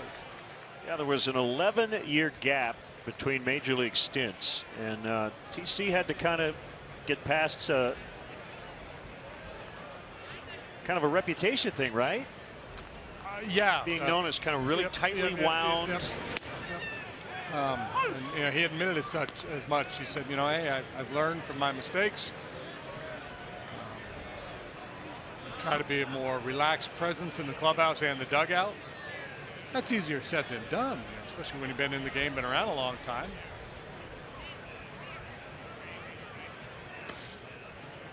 1-1 on Kawasaki. And last couple of years before the success the Mets had last year, there seemed to be constant rumors swirling around Terry and whether he would keep his job in New York. After the success they had last year, he signed a 2-year deal for this year and next, and apparently he's going to shut it down after that. Kawasaki into center, and it'll drop for a hit, and the bases are loaded.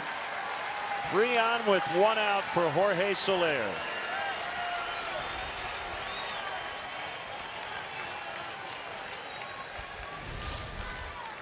Mets will get some action going in their bullpen.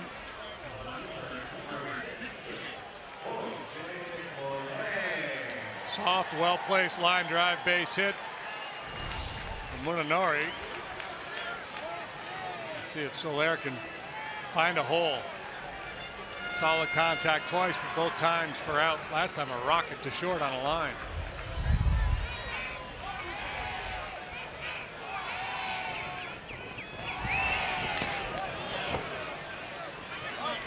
Soler went around on appeal. Doug Eddings made the call at first. I'm not sure I agree. I thought he did. Yes. Borderline. Probably you're going to be called for a swing most of the time.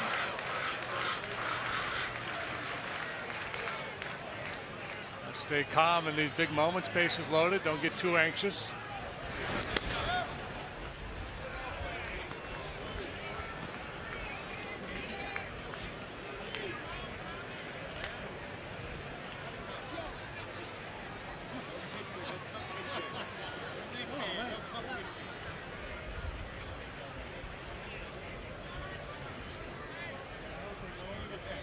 There it is. Popped him up. Wind has died down, so it's not going to push it out of play. Very playable for Campbell, the first baseman. 2 outs.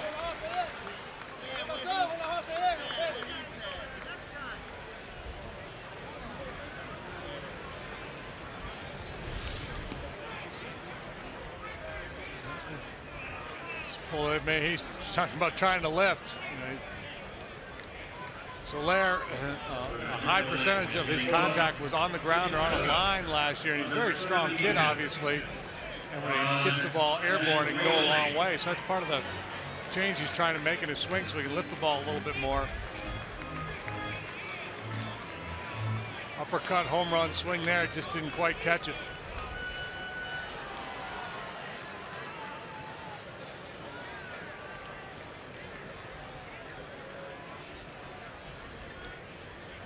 John Andrioli had a fine spring, and he takes ball 1. Can play all 3 outfield spots, runs well.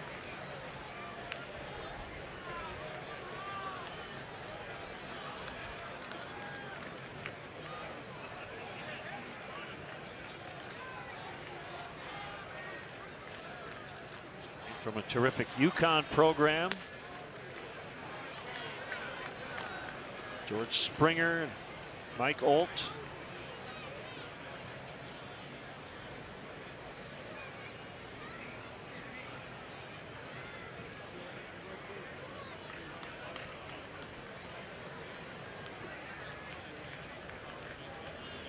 Saw his first AAA action of his career last year and had a nice year. Hit 277, 372 on base percentage.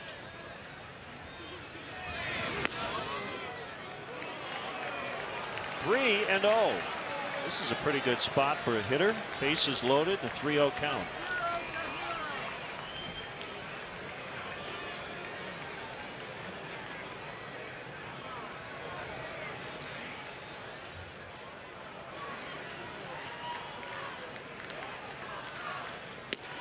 He walked in, and the Cubs have their first run.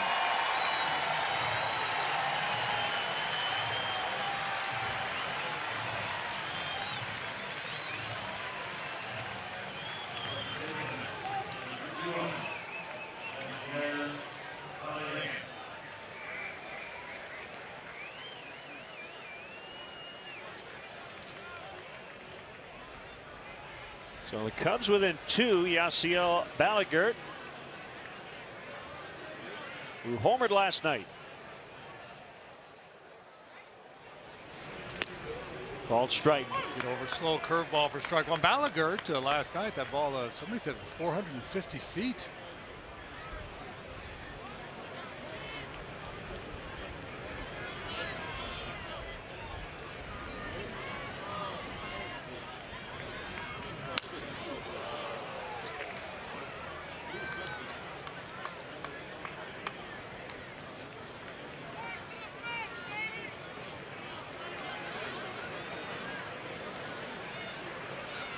My short-term goal is not to get hit in the head with a foul ball here. The next few innings. Yeah, you want to get to Monday night. Yeah. Don't want to get hurt late in spring training. Tapped foul. Ballagert's 23 years of age. He was born in Cuba. Played the outfield, first base, 6'2", 215.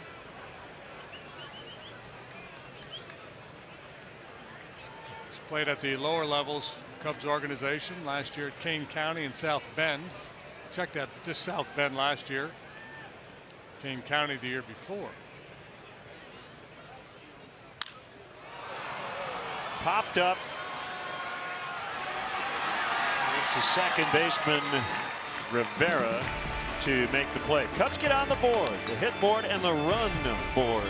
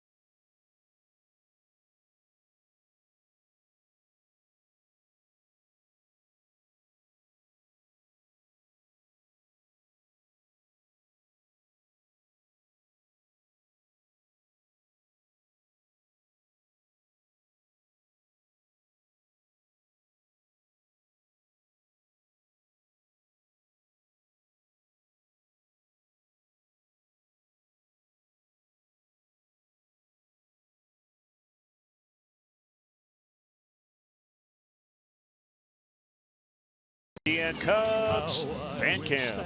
There were more than 24 hours in the day. Even if there were 40 more, I wouldn't sleep a minute away. Oh, there's blackjack and poker and the roulette wheel. A fortune won and lost on every deal. All you need is a strong heart and a nerve of steel.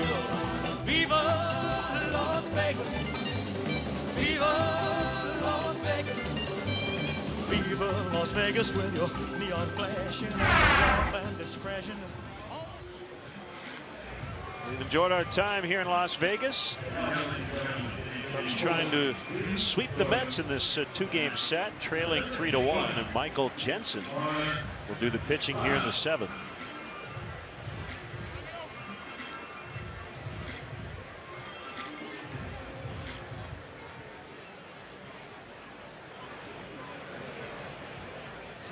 Mark Krause pinch hitting and taking ball one.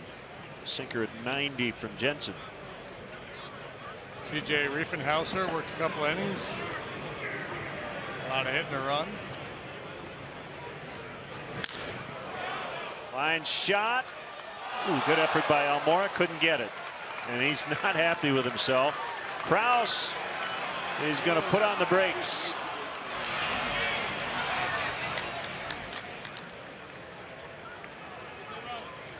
You forgot Acevedo.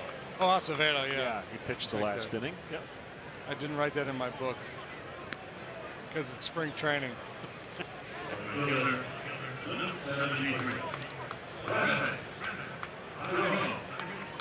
Travis Tyrone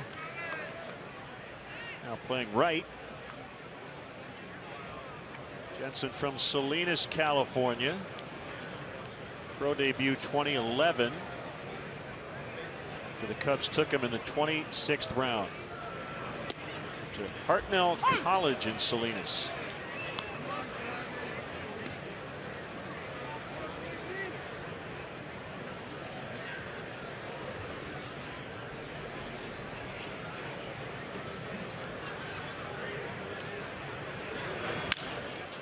Toward left and knocked down by La Stella, and he will not have a play. Base hit. First and second, nobody out. Time to turn three.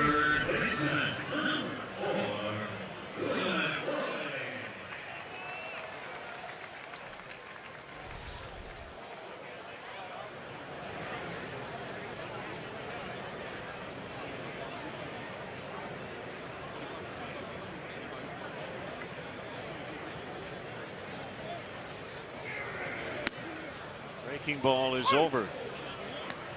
Curve at 74.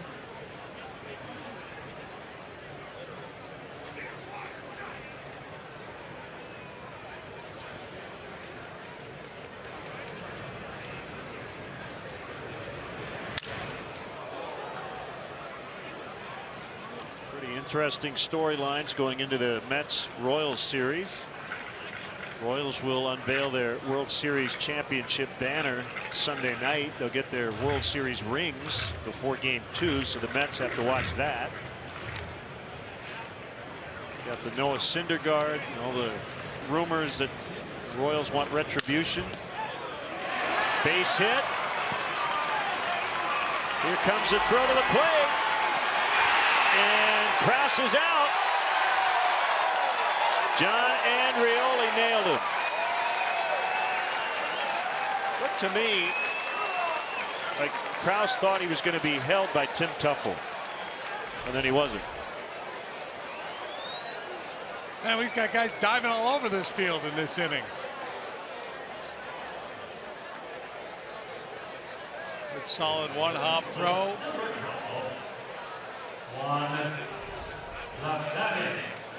See, now that's a play a couple of years ago. You could have argued that Contreras didn't give the base runner a lane, and they might have ruled him safe.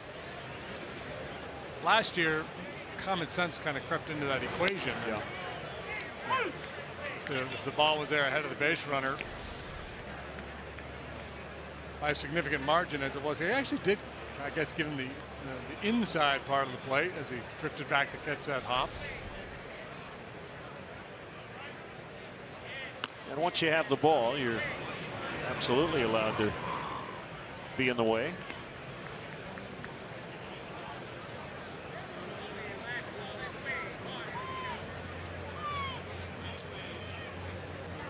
Three consecutive hits to start the inning.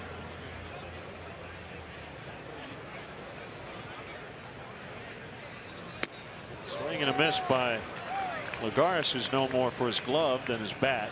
Yeah, so you know, the Royals disputed that the whole story that they plan payback for Noah Syndergaard throwing up and in on Alcides Escobar in the World Series.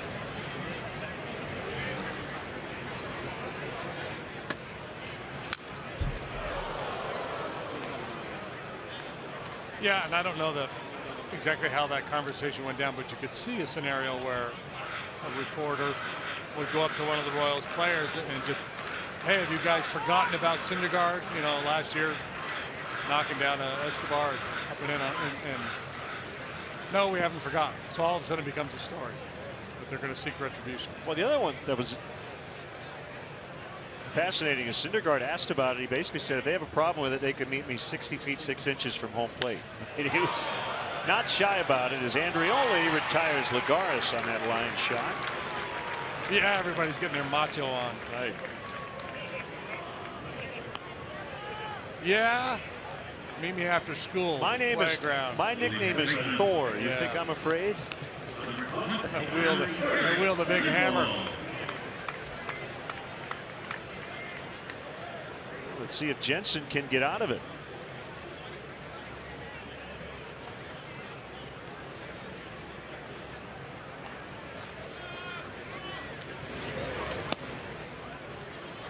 Ball one. One thing we do know, whatever happens this first week of the baseball season, a lot of people will overreact. Team that's supposed to be really good starts 1-3. Team that's supposed to be bad goes 5-0. Bound to happen. Backhanded play. Kawasaki throw to second. Out there. The inning is over. So Jensen does escape. 3 straight hits to start it here in Vegas. 3-1 Mets. What are the odds?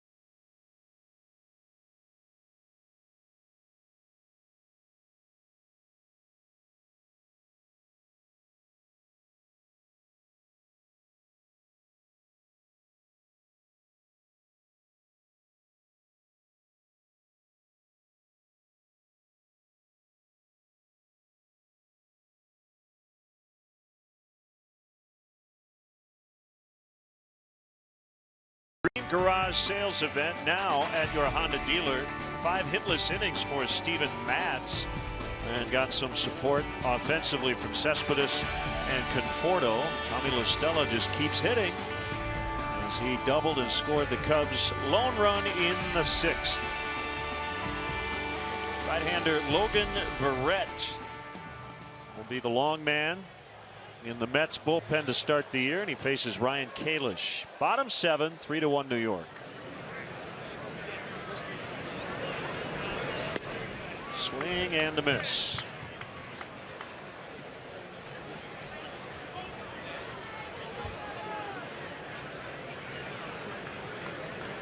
Kalish trying to get back to the big leagues. The even years have been good to him in that regard. Big league time in 2010, 2012, 2014. Red Sox, Cubs.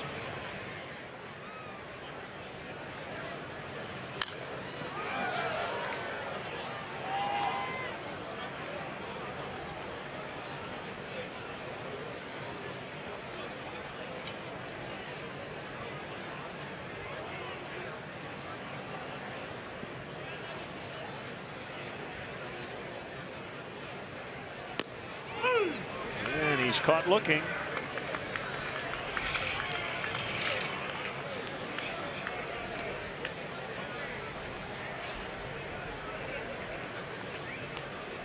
There's still time to sign up for the Chicago Cubs baseball summer camps presented by ATI Physical Therapy and Ideal Industries. Young sluggers ages 5 to 13 will suit up in Cubs gear, meet a current Cub player. They'll do that during a VIP Wrigley Field visit and receive top-notch baseball instruction throughout the Chicago area. To enroll your child in the camp experience of a lifetime, visit Cubs.com/kids. Very exciting player in the Cubs system, Wilson Contreras. On the move is Lagares, battling the sun, and he makes the grab. He won a Gold Glove a couple years ago. 2 outs.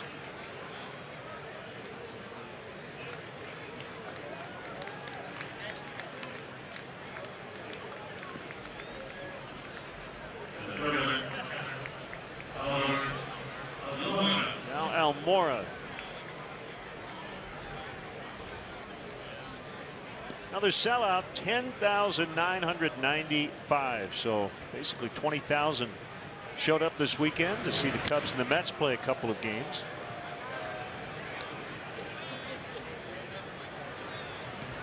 Actually almost 22,000.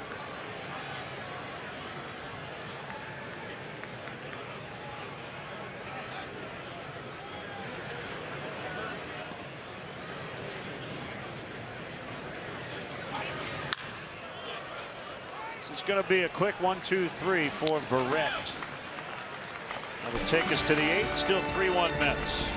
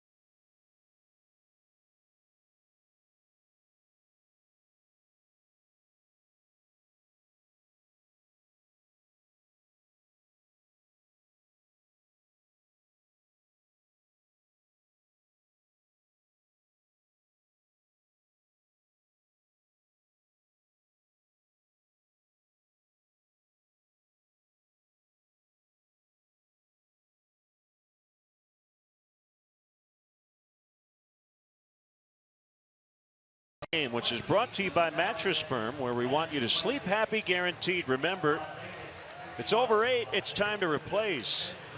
The top 3 teams record-wise in all of baseball last year came from the same division.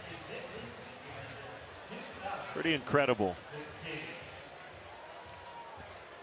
Yeah, now with the additions to the Cubs roster in the offseason, they are expected to win the division.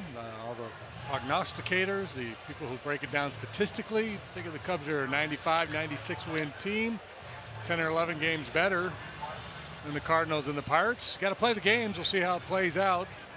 But those 2 teams will be very good again this year. Some folks really like the Blue Jays over in the AL East. Right-hander Michael Wagner. He's a Las Vegas guy and also a University of San Diego product like Chris Bryant.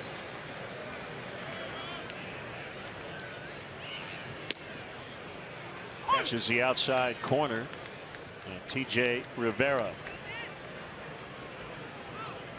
3 different levels for Wagner last year. South Bend, Tennessee, and Iowa.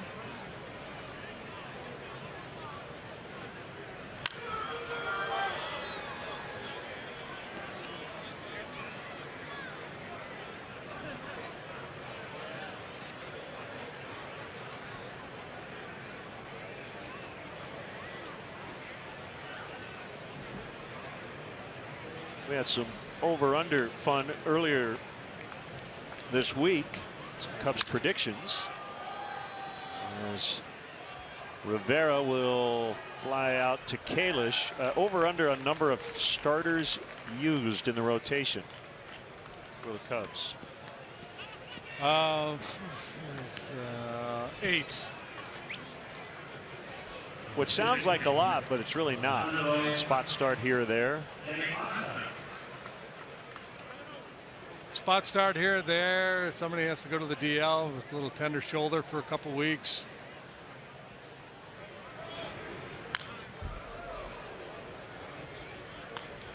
First man to fill that role will likely be Trevor Cahill.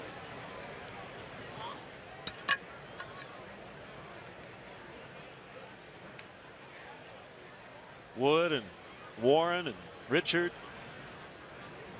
Good start.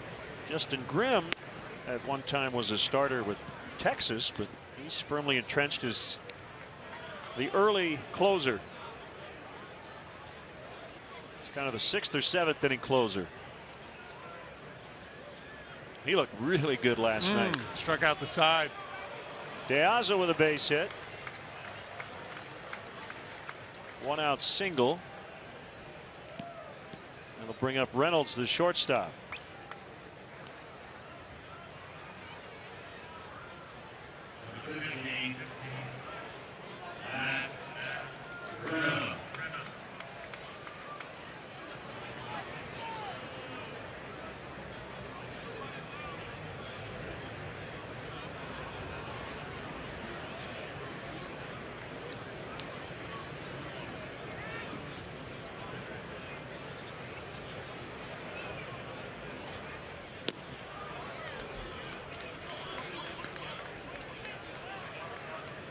Logan Watkins is now playing second.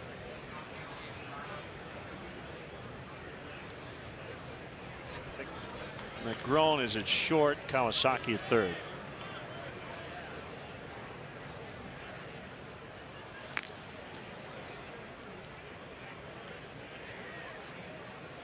Hey, happy birthday to our good friend Rossi Rallencotter, the president and CEO of the Las Vegas Convention and Visitors Authority. Missed Rossi this weekend. There's a strike.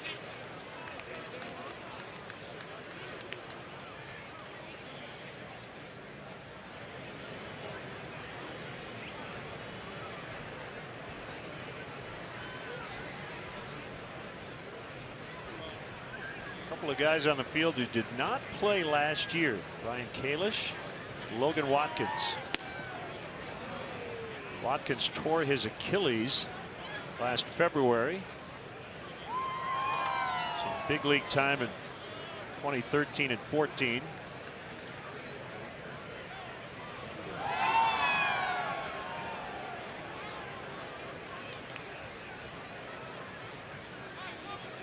Pitch outside. 2-2. And we want to wish the best to Dan Herron. Said he was going to retire, and he did after the season.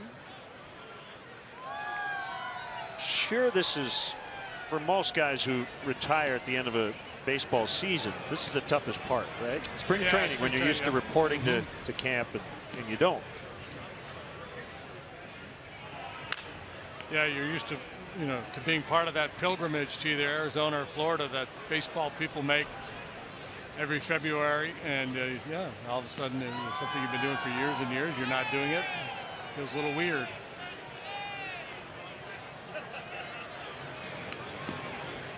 David Ross will retire as a player after the 2016 season.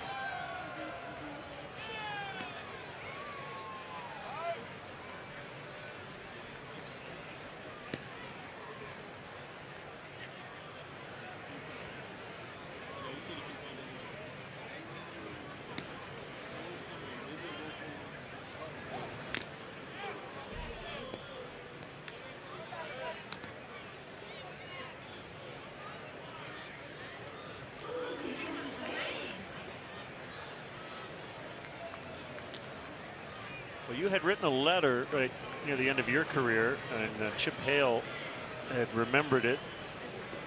And it's good advice for all these kids, right? Feel like you're going to be doing this for the rest of your life, and your career goes by in a flash. Yeah. All of a sudden you go from 22 to 34, and you're looking for work. Yeah, sometimes you take it for granted, and yeah, the first year I was out, I was just kind of reflecting on that, how quickly it passes.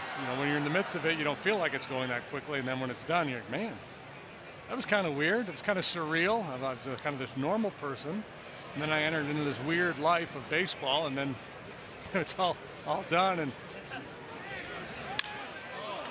in the air to deep left, and on the track, it's caught by Andreoli.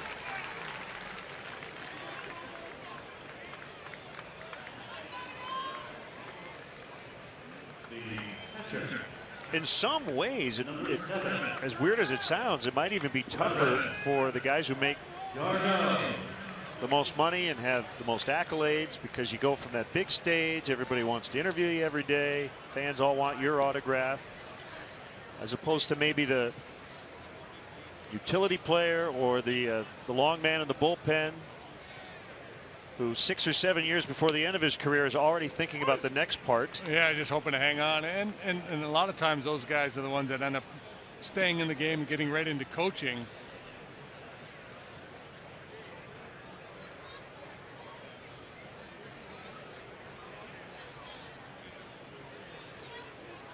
The game has a tendency to get into your blood. I don't know how many players I've played with that would say, man, when I'm done, you're not going to see me around a ballpark. When I'm done, I'm done.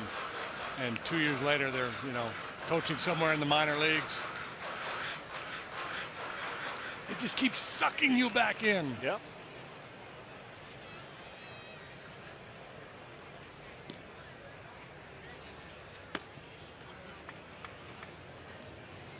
Well, I think two great examples of that are two guys who,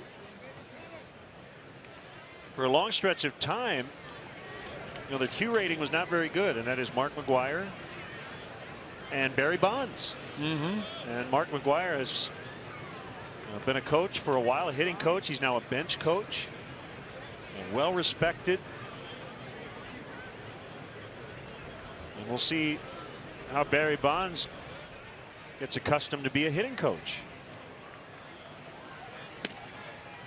Yeah, that's very easy for those guys to just say, I've had enough of this. Oh, sure, and it's a big challenge too. And I think it's smart for guys like that to spend a little time out away from the game, kind of try that on, see how that works.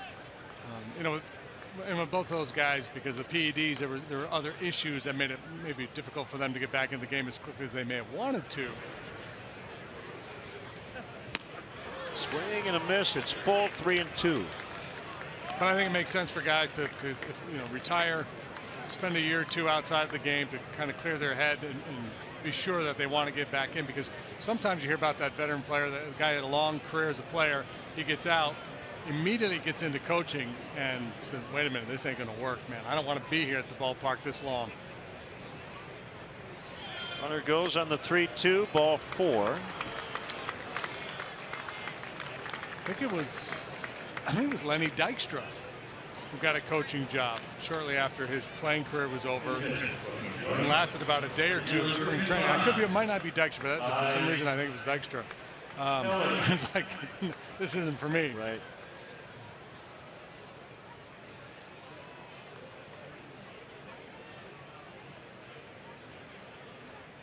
This is Ty Kelly.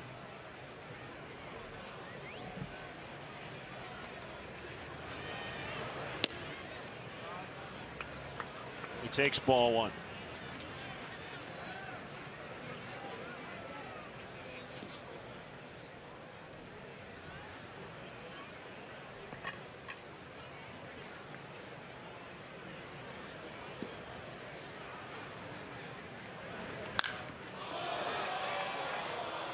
Andrioli will watch it along with Almora, and it doesn't come back. That's a 3-run homer to the opposite way for Ty Kelly.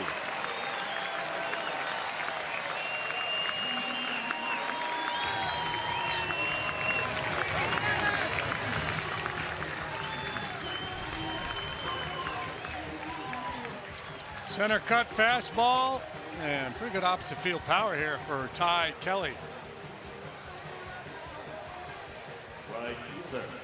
Number 74. Andrioli positioning himself for a carom that never came. Kelly, not a big home run hitter in the minor leagues. Been with several different organizations. That's his first of the spring.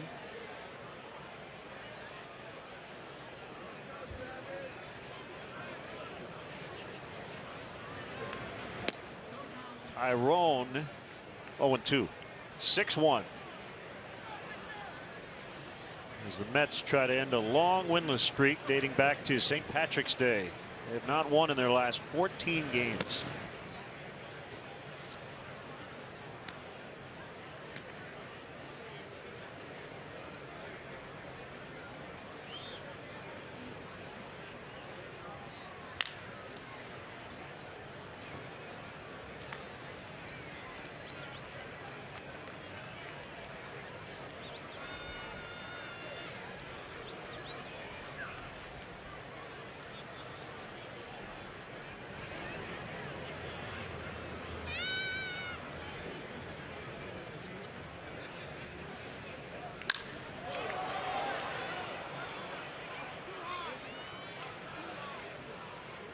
And that one's caught by Almora.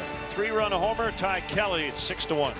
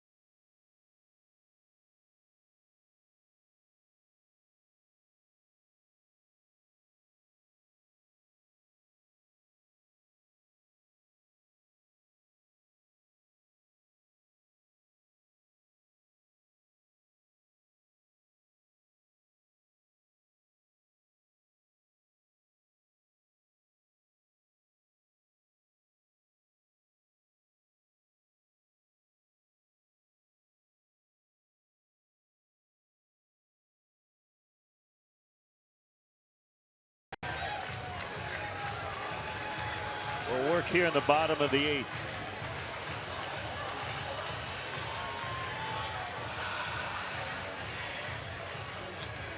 66 games last year. That was with the Pirates. A nice year, 2.98 ERA. Opposing batters hit just 188 against him. His entire career prior to last year was with the Philadelphia Phillies. 09 through 14. And Logan Watkins takes up and in.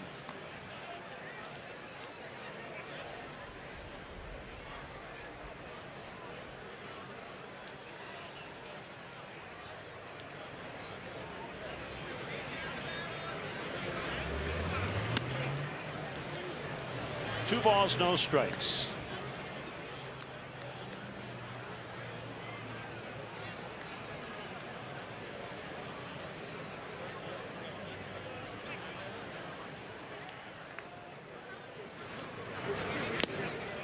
Foul tipped.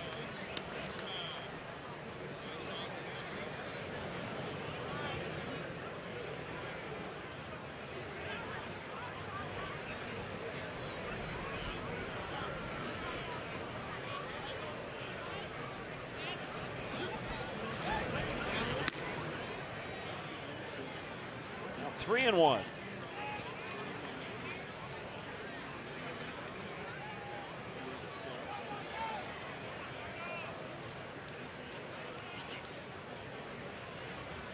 Grown on deck.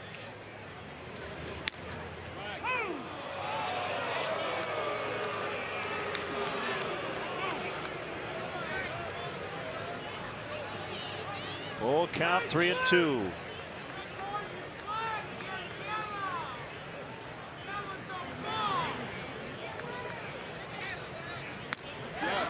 And he went around, strike 3. Let's step aside and see what's coming up on WGN.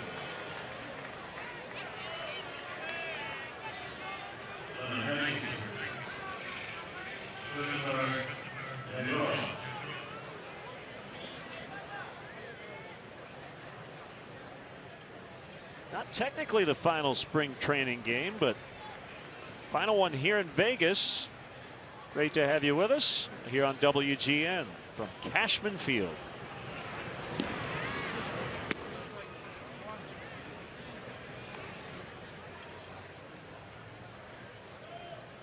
CC Sabathia will be the Yankees' number 5 starter to begin the year. Ivan Nova will pitch out of the bullpen.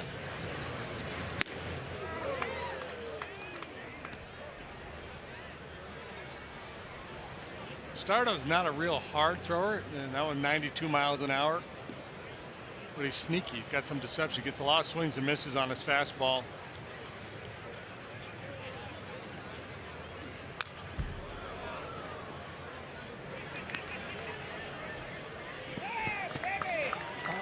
Yankees with Tanaka. Is he their opening day guy? Yep. Are they supposed to be good? Yankees? I think there's some debate. Yeah.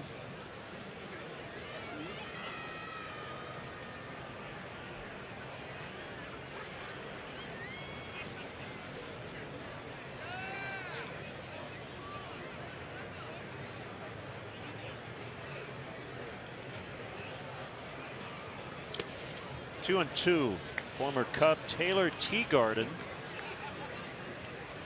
got an 80-game suspension today for violating MLB's drug policy. Played in 8 games last year for the Cubs.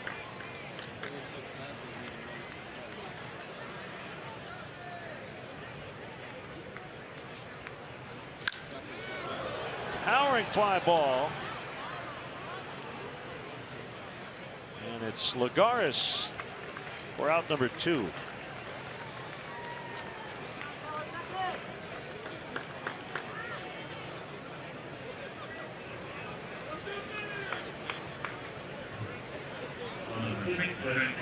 We'll bring up Kawasaki.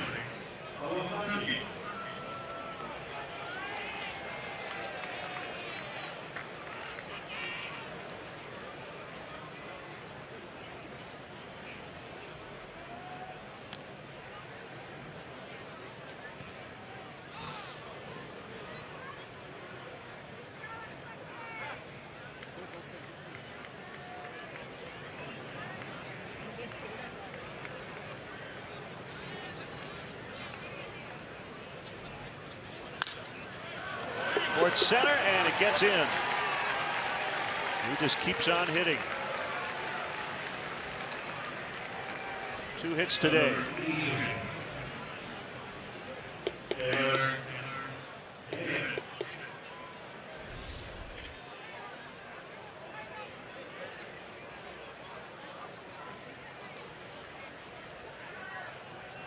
It has been an impressive spring for Kawasaki.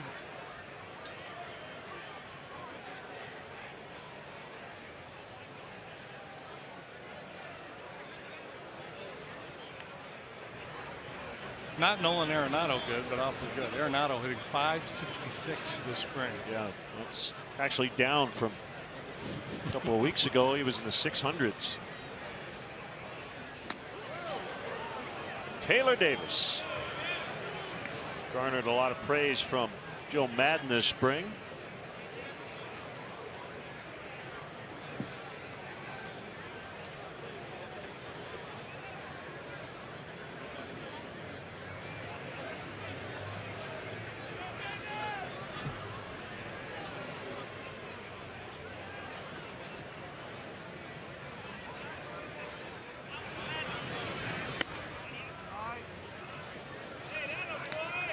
This is that high leg kick.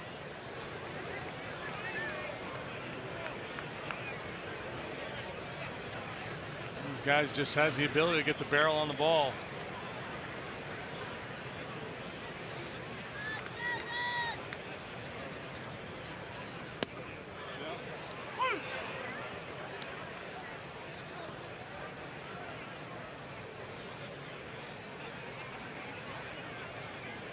Couple of uniform notes. There's a pretty cool column by Paul Lucas, ESPN.com, going through all the changes in Major League Baseball. Cubs will wear a patch on their home jersey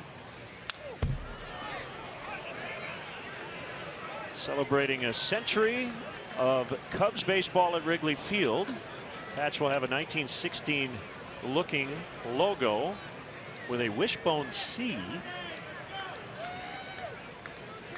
They'll also on July 6th wear 1916 throwbacks. And the main gray road uniform will be the Chicago uniform, the one they added a couple years ago, CUBS, block letters. They will not wear that this year.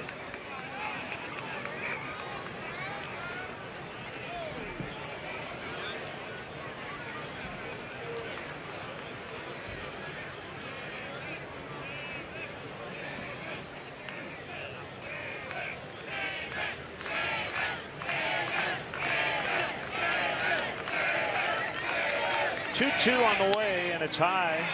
Full count.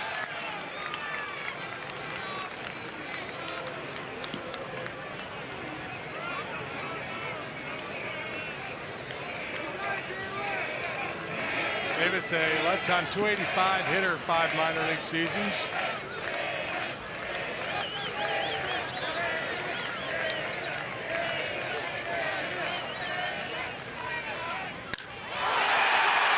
Right field, caught on the move. It's Tyrone. He gave it a ride. 9th inning, 6-1 Mets.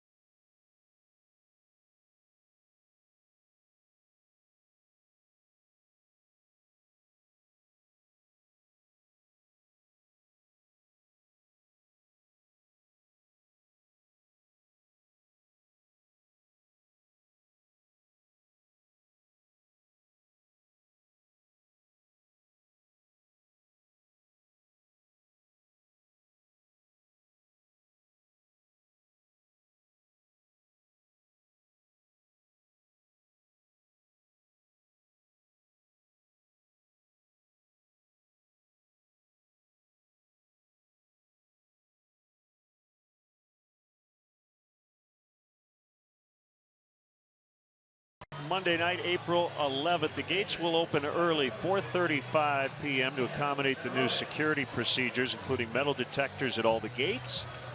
And 3 Hall of Famers will throw out ceremonial first pitches and then sing the 7th inning stretch. Fergie, Rhino, and Billy. That game will be right here on WGN. Felix Pena will pitch here in the 9th against Wilmer Flores. Ball 1.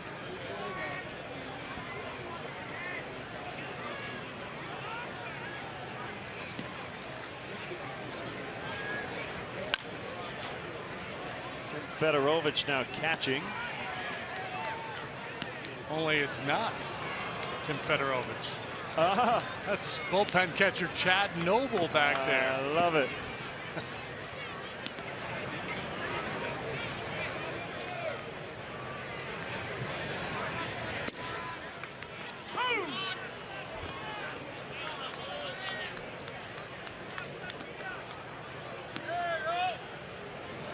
Chad caught in the Cubs system from 2010 through 2013 after college career at Northwestern.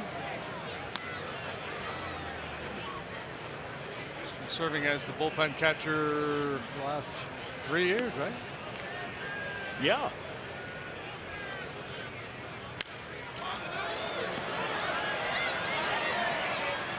And they'll get out of play. Coaching staff having fun with this.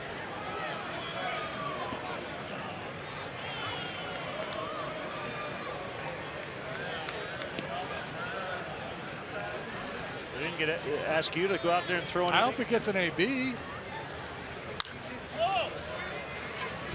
Long run Kalish into foul territory, and he makes the grab.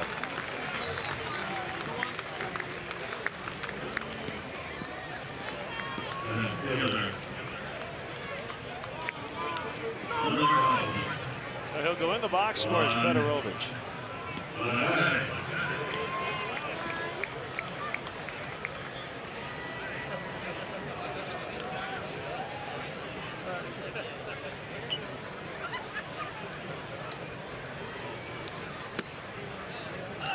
Call strike to Lagares.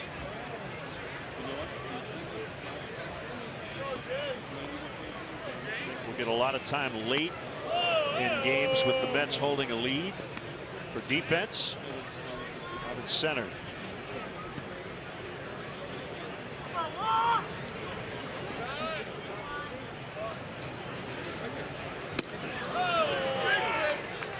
Yeah, has not had a lot of success with the bat, but one of the better defensive center fielders in the game.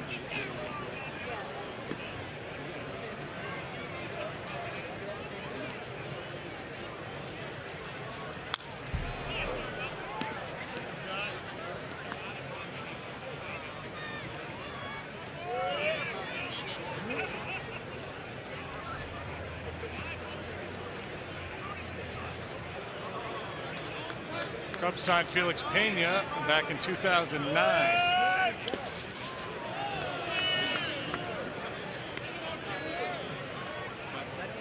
Non-roster invitee to spring training. First time he's been invited to big league camp.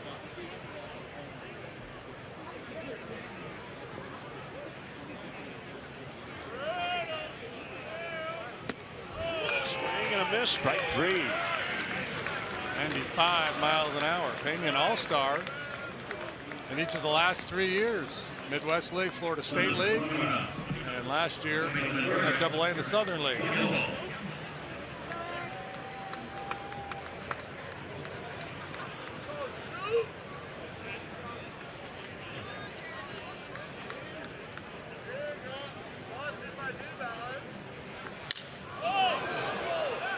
Deep left center and gone. Eric Campbell goes deep. Third homer of the day for the Mets.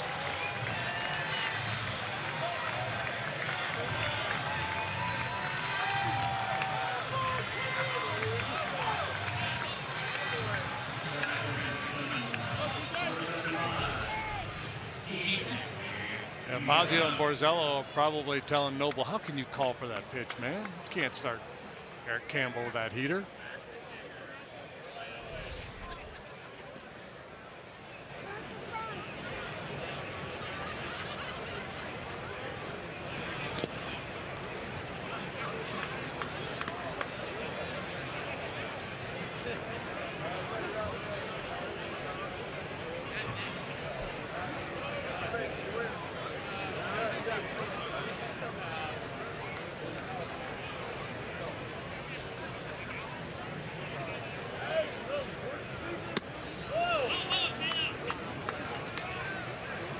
Count on Rivera.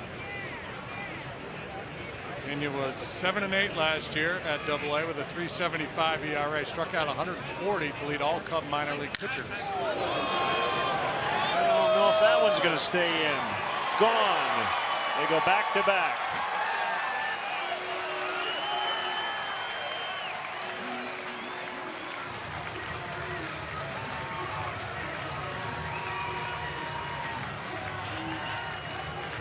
It's 8-1.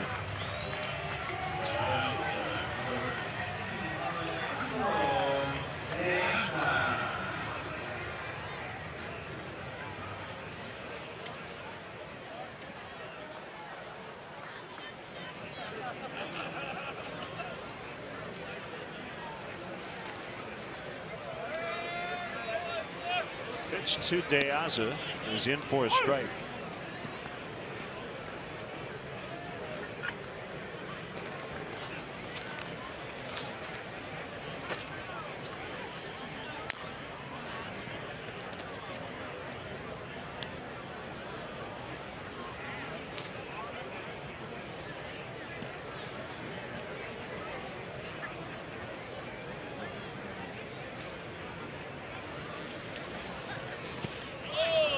Chased one out of the zone.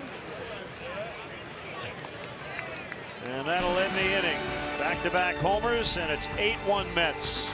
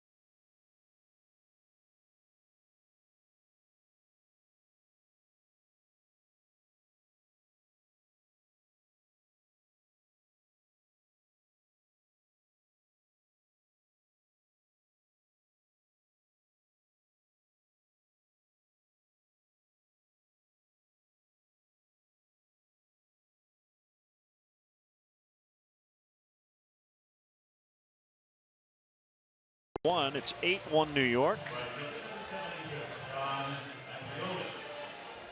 And Jeurys Familia. Familia took over as a closer for the Mets last year and had an outstanding season. 43 saves and 48 tries, a 1.85 ERA. Some of the nastiest stuff in the league. Upper 90s heater, power sink. He had a wild postseason as he faces John Andreoli.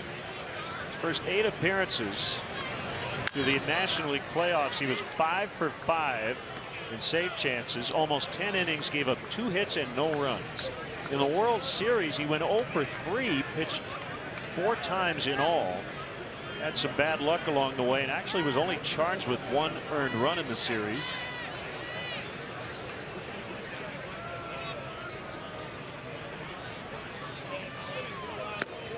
But his emergence certainly made the Henry Mejia story not have as much impact. He set up guy in 2014. And Mejia with the PED suspension opened the door. I'm not sure Billy was the first option at that point either, because they had Bobby Parnell.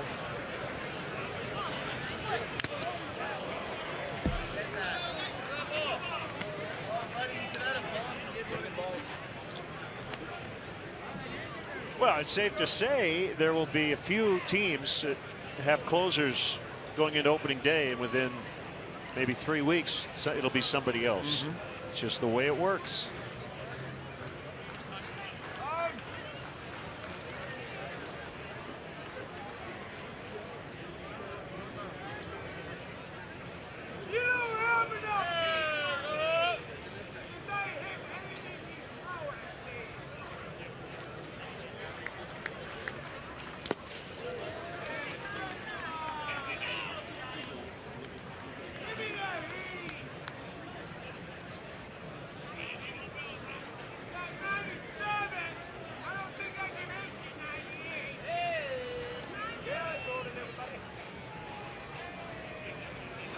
And 2 the count.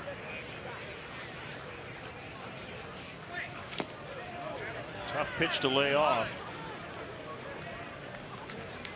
2-2.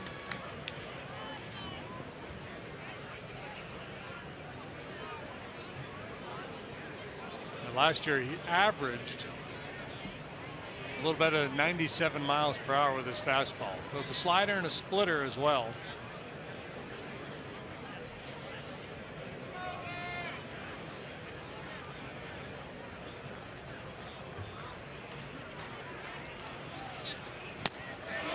Got him with 96.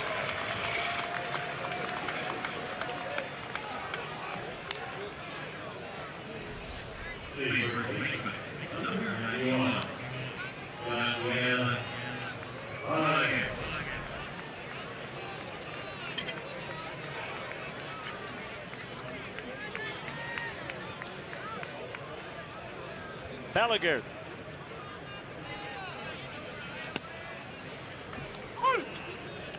The over slider.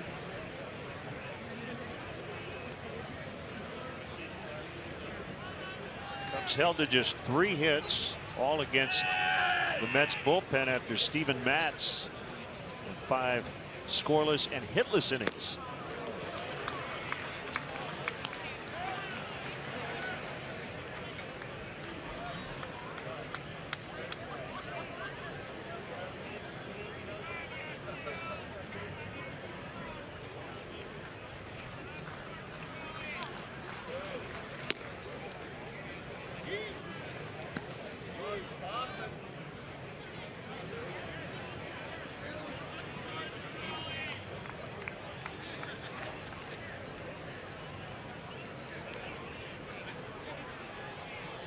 One ball, 2 strikes.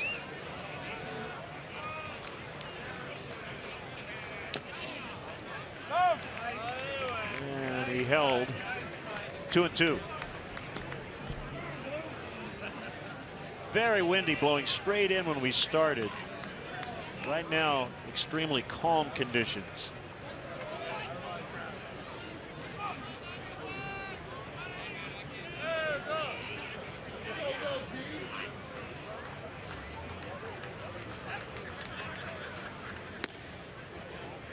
Full count, good eye, 3-2.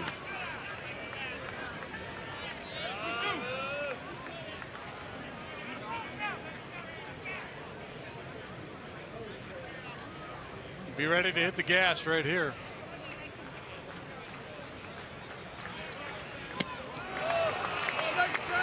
So Balaguer strikes out. The Cubs are down to their final chance.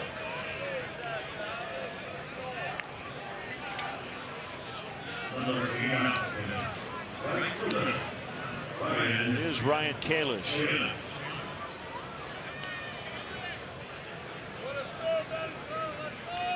Wait a minute, who's on deck?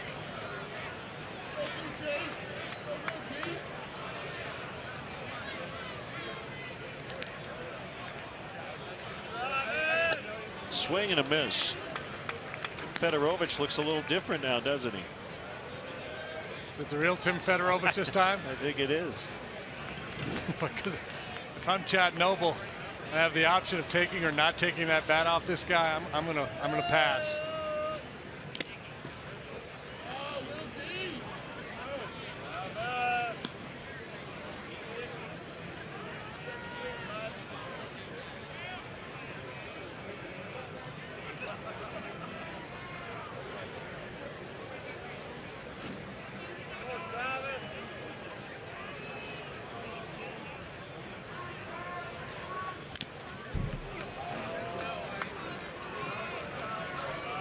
Down to their final strike, 1 and 2.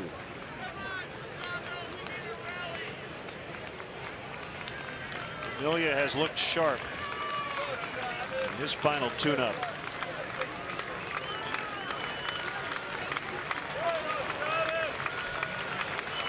Here it comes. Called strike 3. He pans aside, and that's the ball game. So the Cubs and Mets get a split in this 2-gamer. 5-1 Cubs last night, 8-1 Mets here today. And we'll have more from Cashman Field in Las Vegas in a moment.